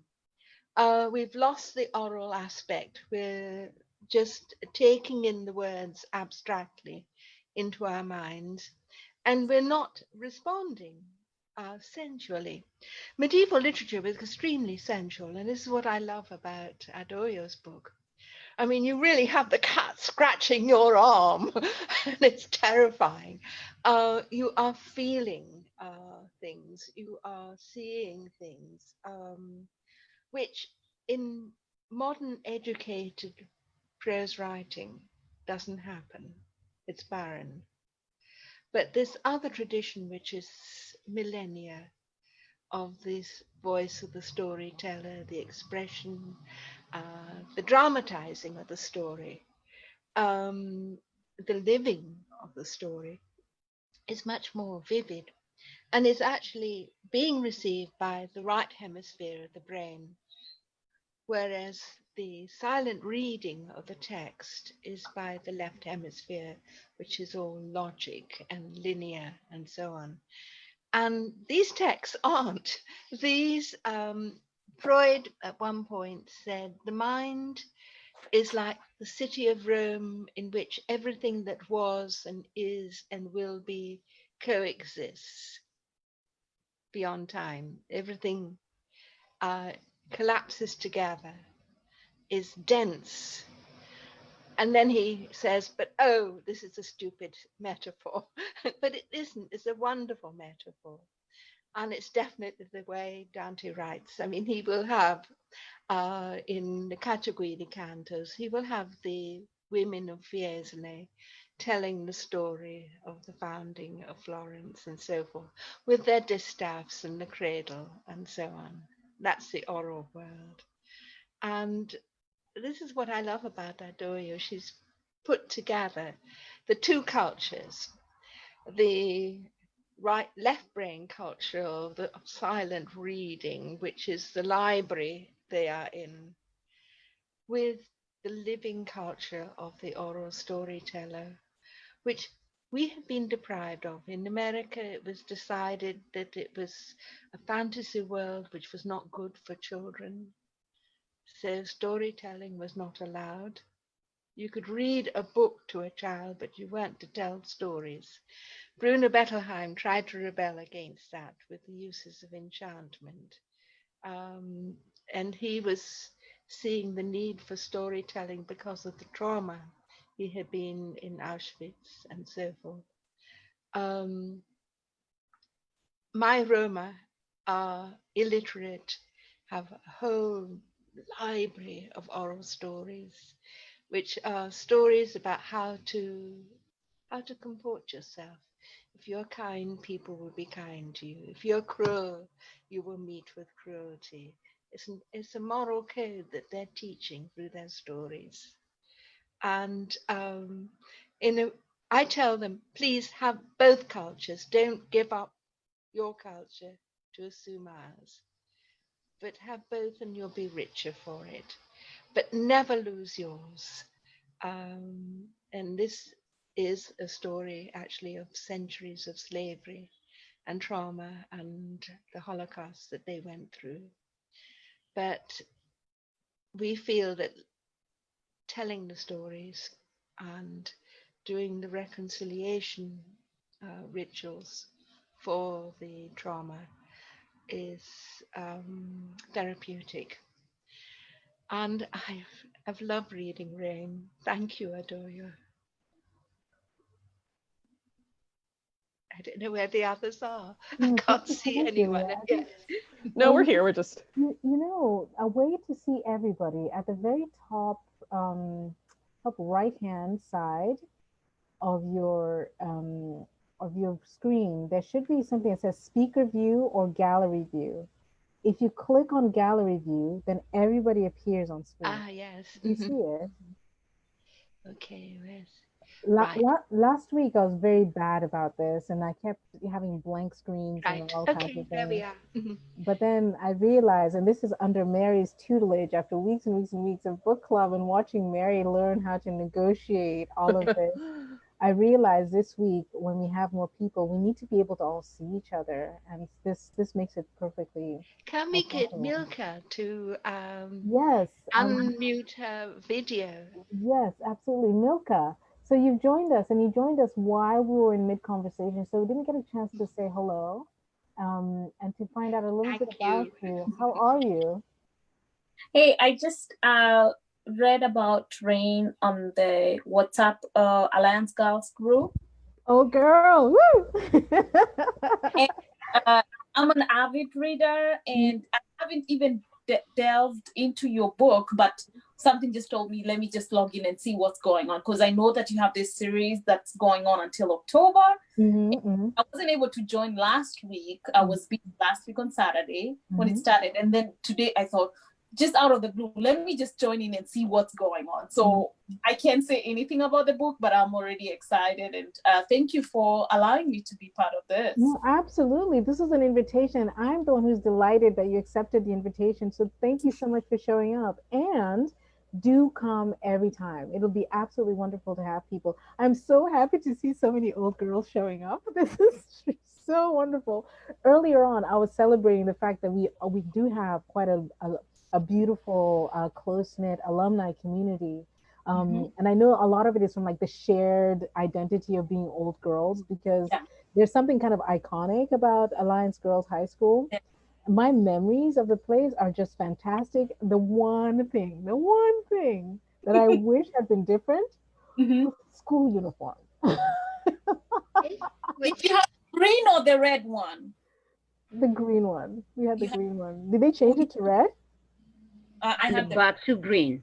Oh, back to green. So they went to red and then they went to green? The maroon was the corruption thing. Oh. Yeah. We are back in green.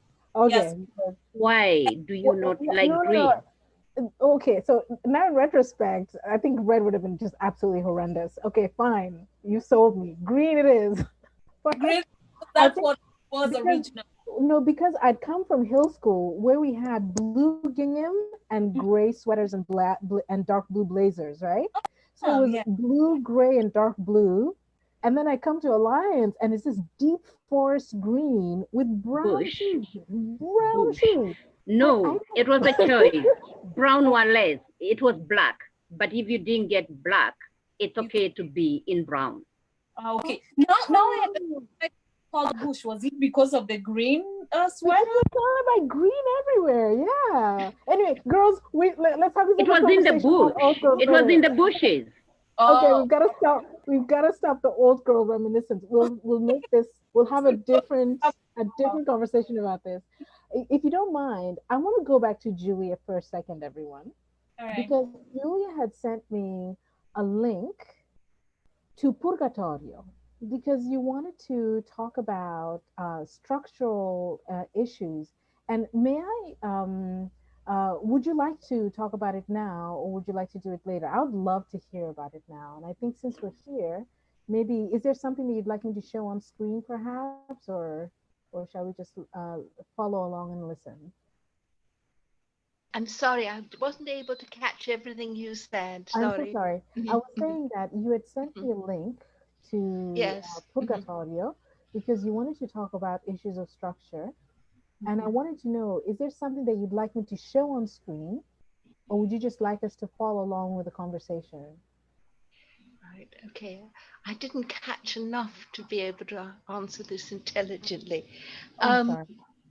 I was suggesting we have put together a book on storytelling, celebrating an African writer, Apuleius, who was classical, who wrote The Golden Ass, and in the middle of it, the old woman is telling a story to console the young couple, and it's a story of Cupid and Psyche, and it's absolutely lovely.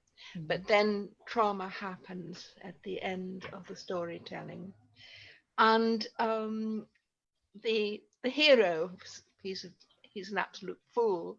He's been playing around with magic, and he's managed to turn himself into a donkey. So he sees all of the Roman society from the perspective of this donkey, until finally he's able to eat roses and turn back into the young man, and so forth. But it's a marvelous story, and it ends with the ritual of Isis in Egypt. And it begins by saying it's a Milesian tale told with a Nilotic reed, a papyrus pen. And here it is. It's a story which is the basis of most European literature, and it's from Africa. So I was always, struggling to be allowed to teach at the university because I felt we've got to get away from this idea of Europe as perfect and so forth. And this is why I love Adoyo's book, because yes, you've got Lisbon, but you've also got the lake in Kenya. And the lake is the real center of the earth, not Lisbon. We in Europe are sort of on the periphery. We are the barbarians who go exploring and marauding like the Vikings did. And this comes out in the story that Rain is of a different centering. We've got Theodore Parker buried here, who's the one who first said, the arc of the moral compass bends slowly, but it bends towards justice. And perhaps I think we need to realize that the compass there is at the real center. It's not up in Europe, it's in Africa and so forth. I also feel it's in Australia. I met with the Aborigine. They have the song lines and the dream time. They're very much like the dream walkers, and their stories go back thousands upon thousands upon thousands of years. In fact, I sort of feel that perhaps humanity begins there and then goes to Africa and to Latin America and finally to Europe. That we are not to be Eurocentric. And I love this book for jolting us out of being Eurocentric or America-centric into realizing this richness of the whole globe. And I've also put on the web to honor Adoyo. If you go to my website, which is www.florin.ms, and then click on Dante Vivo, which means living Dante, and then click on Purgatorio 1, you will come to the image of the ship, Pecore sul Miglio Acqua. And I point out that that image is also taken from the mosaic that was on St. Peter's before the Renaissance, with the gold mosaic behind it. And then at the end, I've got rain. So I put Adoyo right with Dante, with the sense that this book, as Dante's Commedia, it's a ship voyage we make. And then we learn that the ship voyage, like Ulysses, is wrong. Julia, could you tell me the website again? It's Florin, www. Florin, Fiorino, Florin, the coin. And then MS for manuscript. Is it .ms? Okay. www dot then FLORIN dot MS. And then you'll come to the home page, and it's got everything there. It's got Dante, it's got the English Cemetery, it's got Elizabeth Barrett Browning. Click on the Dante, and then you'll see the list of all of the cantos. Am I looking at on Purgatorio 1? Let me see, Florin, Julia, Cenacolo, Dante Alighieri. Oh, Dante Alighieri. Okay, there we go. Got it. Dante Alighieri. So after I click on Dante, who do I click on? Yes, you'll find it later. But I think I can share it in the chat if that's helpful. Yes, please. Good. Okay. Of course, now that I pulled this up, now I lost Zoom. Here, where are we? Here we go. Are those Botticelli's drawings that you have in the background? Yes, it looks like it. I have the book. All right, so let me see. A screen. Let me see. You said you have it in the chat. Yeah, I just linked it in the chat, or I could share screen if you'd prefer, but. It's like, oh yes, do share the screen. I think maybe that'll be easier. Let me see. How do I make this happen? I think if you click on participants. If you click on maybe it's disabled. Yeah, it's disabled for participants, but you should have a little arrow next to screen share where you can allow other participants to screen share. Or if you follow the link I put in the chat, you should be able to get there yourself. Then you could screen share it if you'd like. Okay, multiple participants can share simultaneously. Okay, I'm going to do that. Okay. So since you already have it, there you go. Is it working? Okay. Okay. Oh. There's this is St. Peter's Basilica in the Middle Ages by Arnolfo di Cambio. And this is the miniature in the manuscript. And so you also on this, if you go to, let's see, okay, if I can go up. If you can go a bit higher, perhaps you can't. Okay. This is as high as it goes. On the first arrow, you will hear Carlo Poli reading. Now I don't know if I can share audio, but let's find out. Okay, right. But if you click on those arrows, you'll hear the readings. And then if you go down to the very end, can you go down to the end? Okay.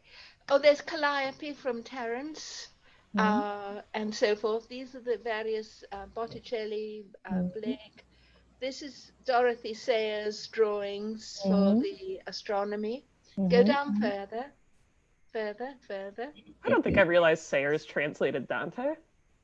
Yes, she did. Who knew? I had no idea. During the flying bombs, too.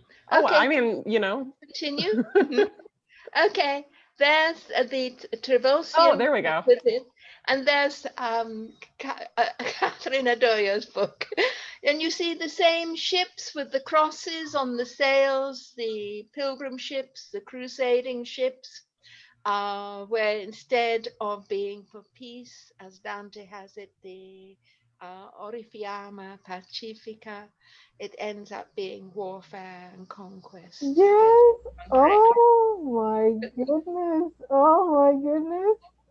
Oh, and Dante makes this wonderful metaphor, the whole poem as a ship. Oh. You can make the ship voyage sink by going in the wrong direction. Julia, this is amazing what you just said here, what you just did here. The thing that you talk about, Ulysses' a shipwreck, right? Which could be our own. Ulysses' shipwreck, yes. Right. If we read the Commedia wrong, I don't know if you guys can hear me. There you go. Again in Paradiso 13 and finally Purgatorio 30, we have Neptune's vision of the first ship ever built, Jason sailing down, and then see Adoyo's Reign, which plays similar games with the False Sea Voyage by Vasco da Gama and its false poetry by Camões rectified by the decolonizing truth. this is amazing. This is an amazing sort of synthesis of something which I myself did not know how to articulate outside of the dramatic space of the book, because because for me, you know, and from our last conversation, we talked about the significance of seafaring, right, as the poetic enterprise. And while I was writing Rain, because so much of my dissertation, you know, 10 years ago, had been focused on the poetic significance, the symbolic significance of seafaring as a poetic enterprise, I do remember feeling the conflict between that and this history. And you know, the history of Vasco da Gama and the history of Christopher Columbus and the history of sort of the colonial enterprise conquering the world and the destruction that they wrought along the way. And you are aware of the way Rain problematizes like how certain poets second this history. But the way I reconciled it in my mind, after I don't know if I could say months, maybe even years, years of just going, what am I doing to the image of the ship? Like, am I transgressing some kind of sacred icon? So I stopped asking that question, and I went a little bit deeper, and I realized that more important than whether or not the Vasco da Gamas and Columbuses and representing them historically was a violation of the poetic symbol, I realized that the principal difference is that Dante's ships and all those poets are poetic. So they represent poetry, which Aristotle contrasts very clearly with history, right? So for Aristotle, history and poetry are distinct in that history is particular and punctual and specific to the individual and the time and the place, whereas poetry is universalizing and philosophical, right?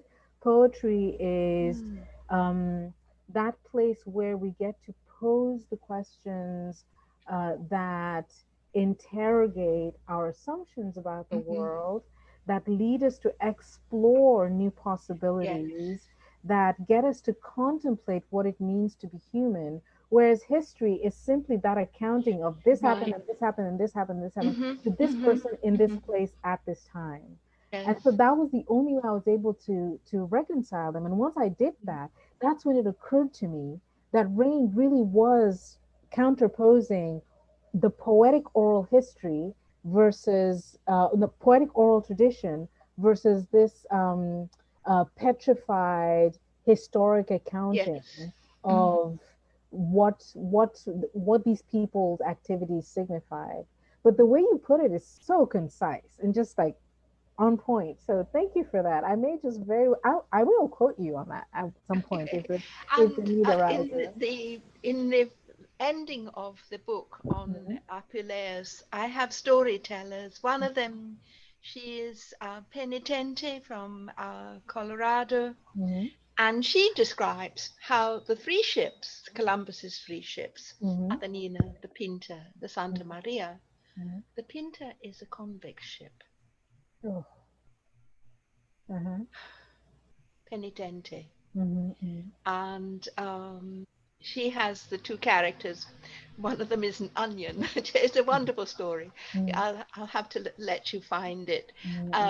But she was able to tell the story about how difficult it felt in Anglo culture as Penitente in Colorado, and how in the storytelling they were able to come to terms to try to heal the trauma of the discrimination, which is very strong in Colorado. My university, they car bombed 2 carloads of Hispanic penitentiary students, and for 10 years they didn't dare come to the university, and then finally they came back, and I was the advisor, and got to hear all the stories in the middle of this English only movement. And it's one of the reasons why I gave up teaching at Colorado University. I found that the racism was too strong and so forth.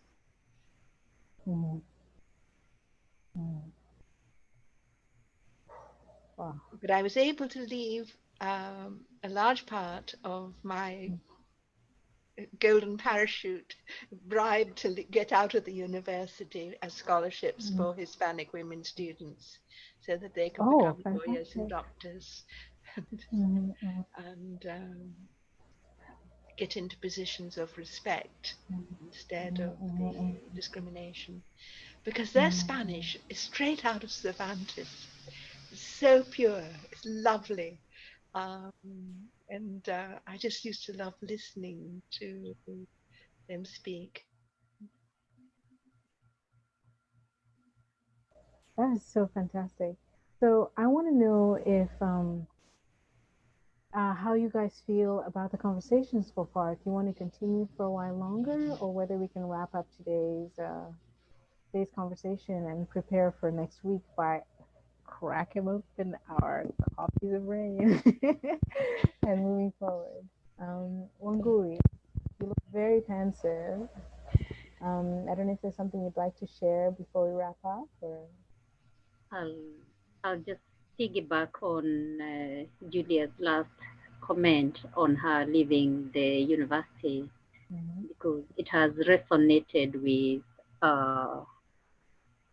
my 30-year-old daughter is a school counselor, and for me this is something great, because after walking that journey of what career to pursue, she ended up being a counselor, and that validated me as a counselor educator. I must be doing something right.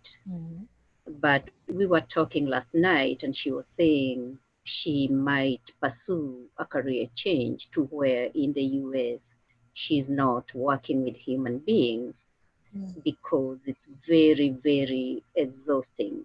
I came with her when I came to graduate school when she was 11 in the Midwest. So she has grown up here, but as a Black woman, it's very exhausting. It's very toxic. And when she says that, I know what she is talking about as a professor of social justice or injustice. We have stopped calling it diversity or multiculturalism. Those are not the concerns. It's pure, openly social injustice. So, and I also voiced my own decision that I'm making. Do I also have to stop pursuing a career in teaching? Because as a professor, Black professor, African professor in the African classroom, it's really tough. It's just living with having to keep proving oneself. It's really toxic. Being in an environment that is not congruent with whom you cannot be oneself. You have to keep navigating this. So I thank you for letting me get that out there, because even as I pursue getting a position in a university, my mind is also pulling me back and telling me, do I really want to be in a place where I am not wanted? Do I want to be in that space? So that being said, I go back to the book, to the question Mary had asked about asking you, Doyle, how do you envision your book being out there and being used? We dwelt on the format, on the written and on the audio. And for me, it's a book that's already in my toolkit for teaching teaching social injustice in all its formats. I, especially when I see, because I envision it as a movie, I can use it very well for teaching, and I'm excited also to share it with my African communities in the state of Iowa, that I'm telling the being a member of the board of the planning committee that this book is a must for us, especially at Doyo, because we have Ocholas on the board. So for them, this is home. They're from the Lake region. So it's really for them. So I see myself using it already. It's also part of the family book that we talk about, because when I was raising my 5 children, the youngest is 20. Storytelling has been part of that, telling them my stories. And it's always interesting to share with them at what point I stopped telling them stories when they're young, because they would take it and own it and use it in different ways. My older son used the stories, the names of the animals in the stories, he started using them not very appropriately, because there would be a hyena in the story and the sounds it makes. Julia, you're talking about dramatization. In the African stories, there are always refrains where you dramatize. So my 3-year-old son would take the story, and a guest would come into the home, the story I've been telling him. And then he would look at the guest this one time and start singing the hyena song to the guest. And from a 3-year-old, it didn't come off very well. So each of them owned the stories very differently, because, and the Adoyo's book is going to be part of this story. They're all grown now. So we discuss those stories, the feelings that come out of them. So I can't wait to see the feelings that are going to come out of Rain with my children, with some of the, with Rain being part of the family book that we go back to. It's a beginning. So for me, when you ask me, how far are you in the book? There's no hurry in Africa, like we had said, and hakuna matata. So it's a work in progress, and to give and to keep sharing and discussing. And as we talk about it, I can see the youngest member of the family, my grandchild. She is 6 months old, and she is learning to balance sitting. As we tell the stories and sing, even right now, she just coos. She goes up and down as I talk. Whoever is talking, her cooing mirrors. So even when we talk about Rain, and when her grandma gets excited, you just see her swinging and really her speed, really moving and her head bobbing. So what I'm saying in very, very many words is I am excited. It's part of my toolkit as I tell stories to the world in areas where I am paid, like when I'm working with the African communities. How cool is that? I use Rain and I get paid for using that as a means to empower and to free ourselves and to be together and to socialize. And then, of course, the best job as a matriarch of my family, not just my 5 children, but my village. We talk, I don't get paid, but I get joy even when I see the youngest member of my family joining in. And you can actually see, don't tell me that she's not joining in the story, because she does react to our sounds as we talk and move and smiles or screams and cries. So yes, that is my parting shot, that I am excited by this work in progress, and to see whether my vision of it and it getting into a movie and continuing to use it as a joy, even if it also brings out pain and brings pain with it.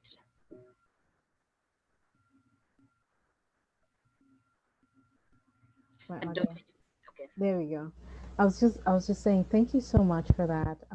It inspires me to add one last note, which is addresses what you said about belonging, right?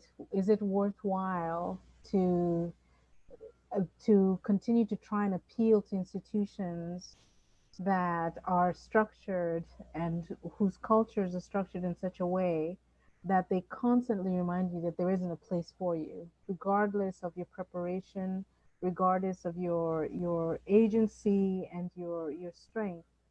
Um, uh, so I've experienced this. Like I know what this feels like.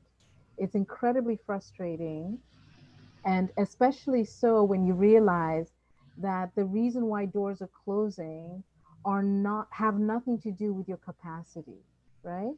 The reason why you're not heard, your voice is not heard, has nothing to do with your eloquence. Um, and so these things are incredibly frustrating because there's a point, I think an initial point at which your striving is structured to try and, like you said, to prove, to demonstrate, to show in good faith that there is no reason for reservation. But that really does get exhausting after a while. I know the code word, in case you guys are wondering, Julia and Mary, in case you're wondering what the code word for that gatekeeper rejection is, it's good fit. When they talk about someone not being a good fit, right? It's a sort of a catch-all for all the things that we're not allowed to say out loud because of the policies of the university, because of our diversity inclusion policies or what have you. We don't want to seem like the bad guys. So we just say, well, it's just not a good fit, right? And so after some time of this kind of sort of always constantly hitting that invisible, people talk about the glass ceiling. In this case, it's just like weird lateral force field that you keep coming up against. You're trying to move forward and it keeps smacking you in the face. I remember thinking, wait a second, I keep giving myself headaches because it's my own like self-ambulation that's propelling me into these barriers, right? So why not stop all of that? And the energy that I'm using for self-ambulation, why not focus it in a different way? And the first step obviously was actually finishing the manuscript for Rain, which I'd been working on for a really long time.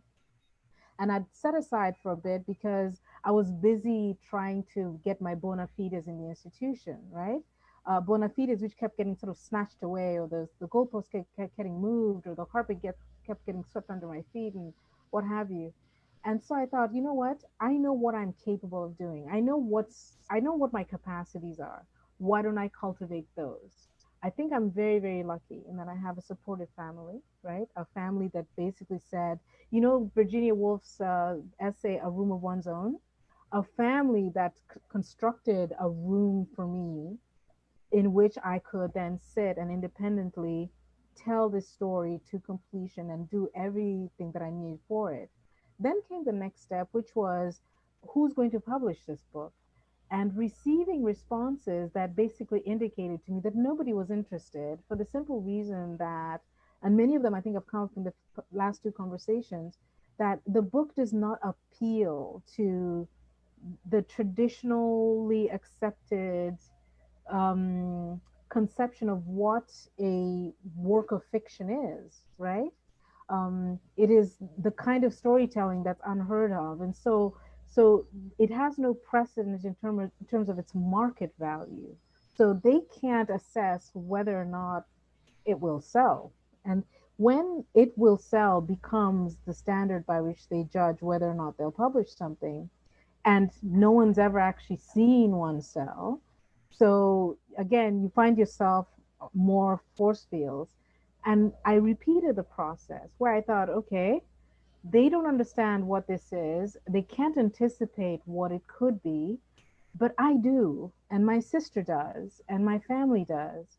So we pooled our resources and created a publishing company, quite literally, not just for Rain, but for other writers in the same position as me, writers who want to tell the kinds of stories the scribe of Rain is telling, right? So the publishing company that we created, you can see the colophon right there, lovely little colophon, which I'm very proud of. Let's see, I think it's in the back too, right? Zamani Chronicles. This has existed, I think we trademarked it in 2003, and it's finding now that it's becoming a thing. And the way we structured it, myself, my family, and some other friends from graduate school, we thought, why don't we create a space that is not like whose agency and whose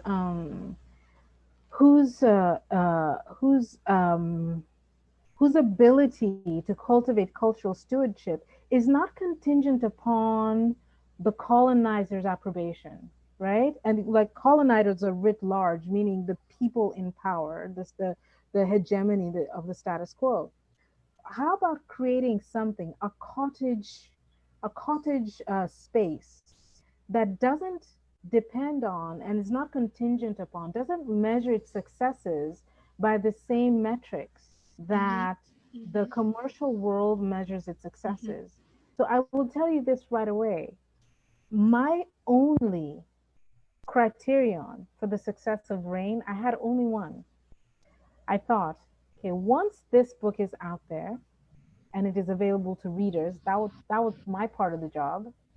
I will consider this a glowing success if one reader, it doesn't matter if it's now, 5 years from now, 20 years from now, maybe 100 years from now when I'm no longer around, if one reader one day reaches into a shelf, pulls it down, opens it, starts reading it, and goes, oh, this is the book I've been looking for, right? That was it. One person experiencing, aha, this is what I've been looking for. I would feel mission accomplished. I did my job.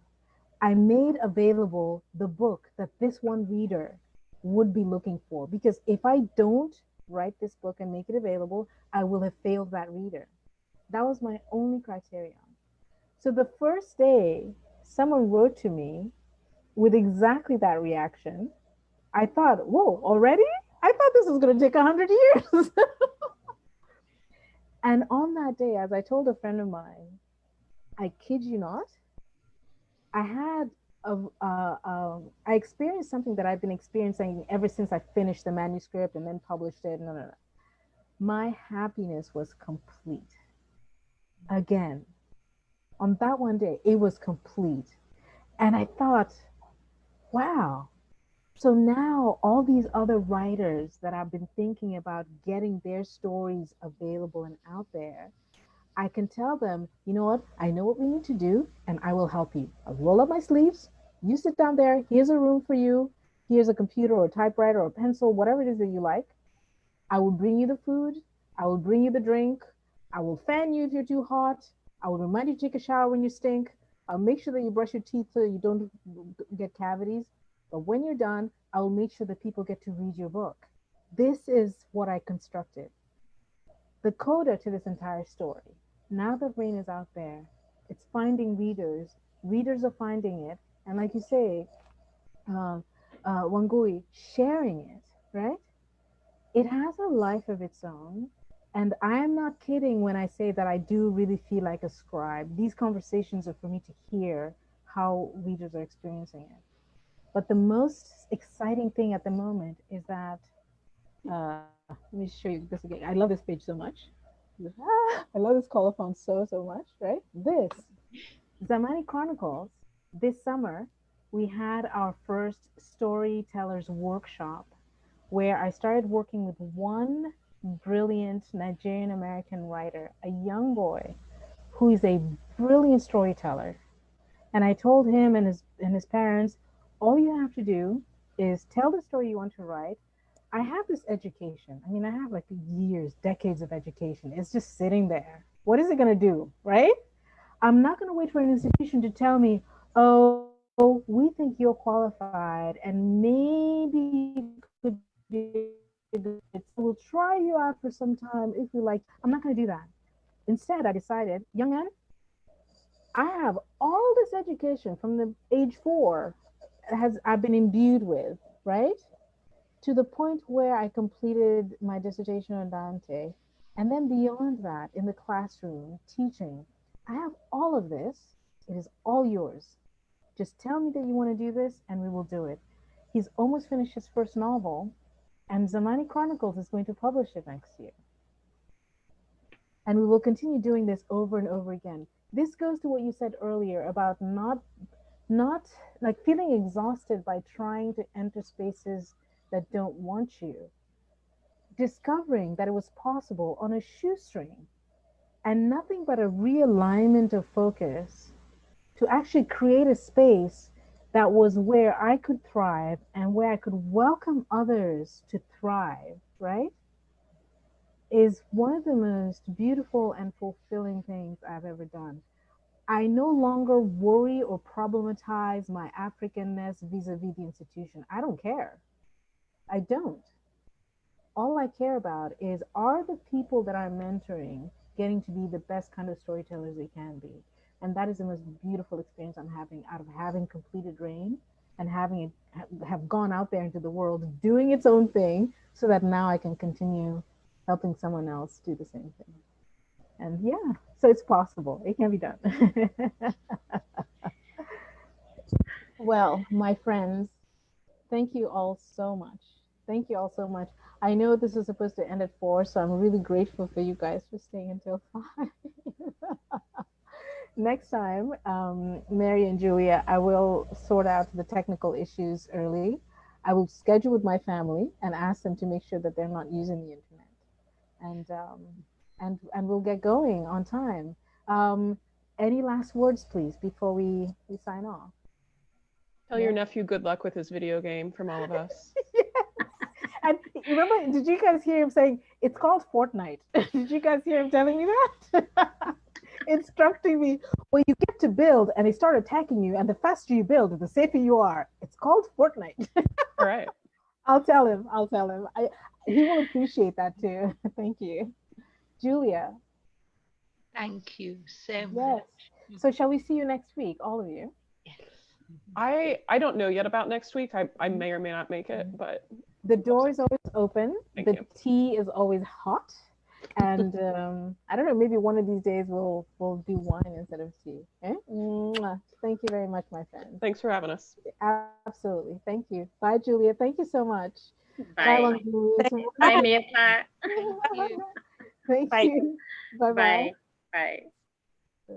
And Milka, thank you so much too. Milka, she signed off. My dear, thank you so very much. That was wonderful. Yes. Thank you. It's wonderful. I'm the one who is on a cloud. Let me sign us off on Facebook, and then we'll see you next week, hopefully. Okay? Yeah, thank you. Enjoy the rest of the book, and I look forward to more of your insights. Yes, you. Bye. Bye. Bye.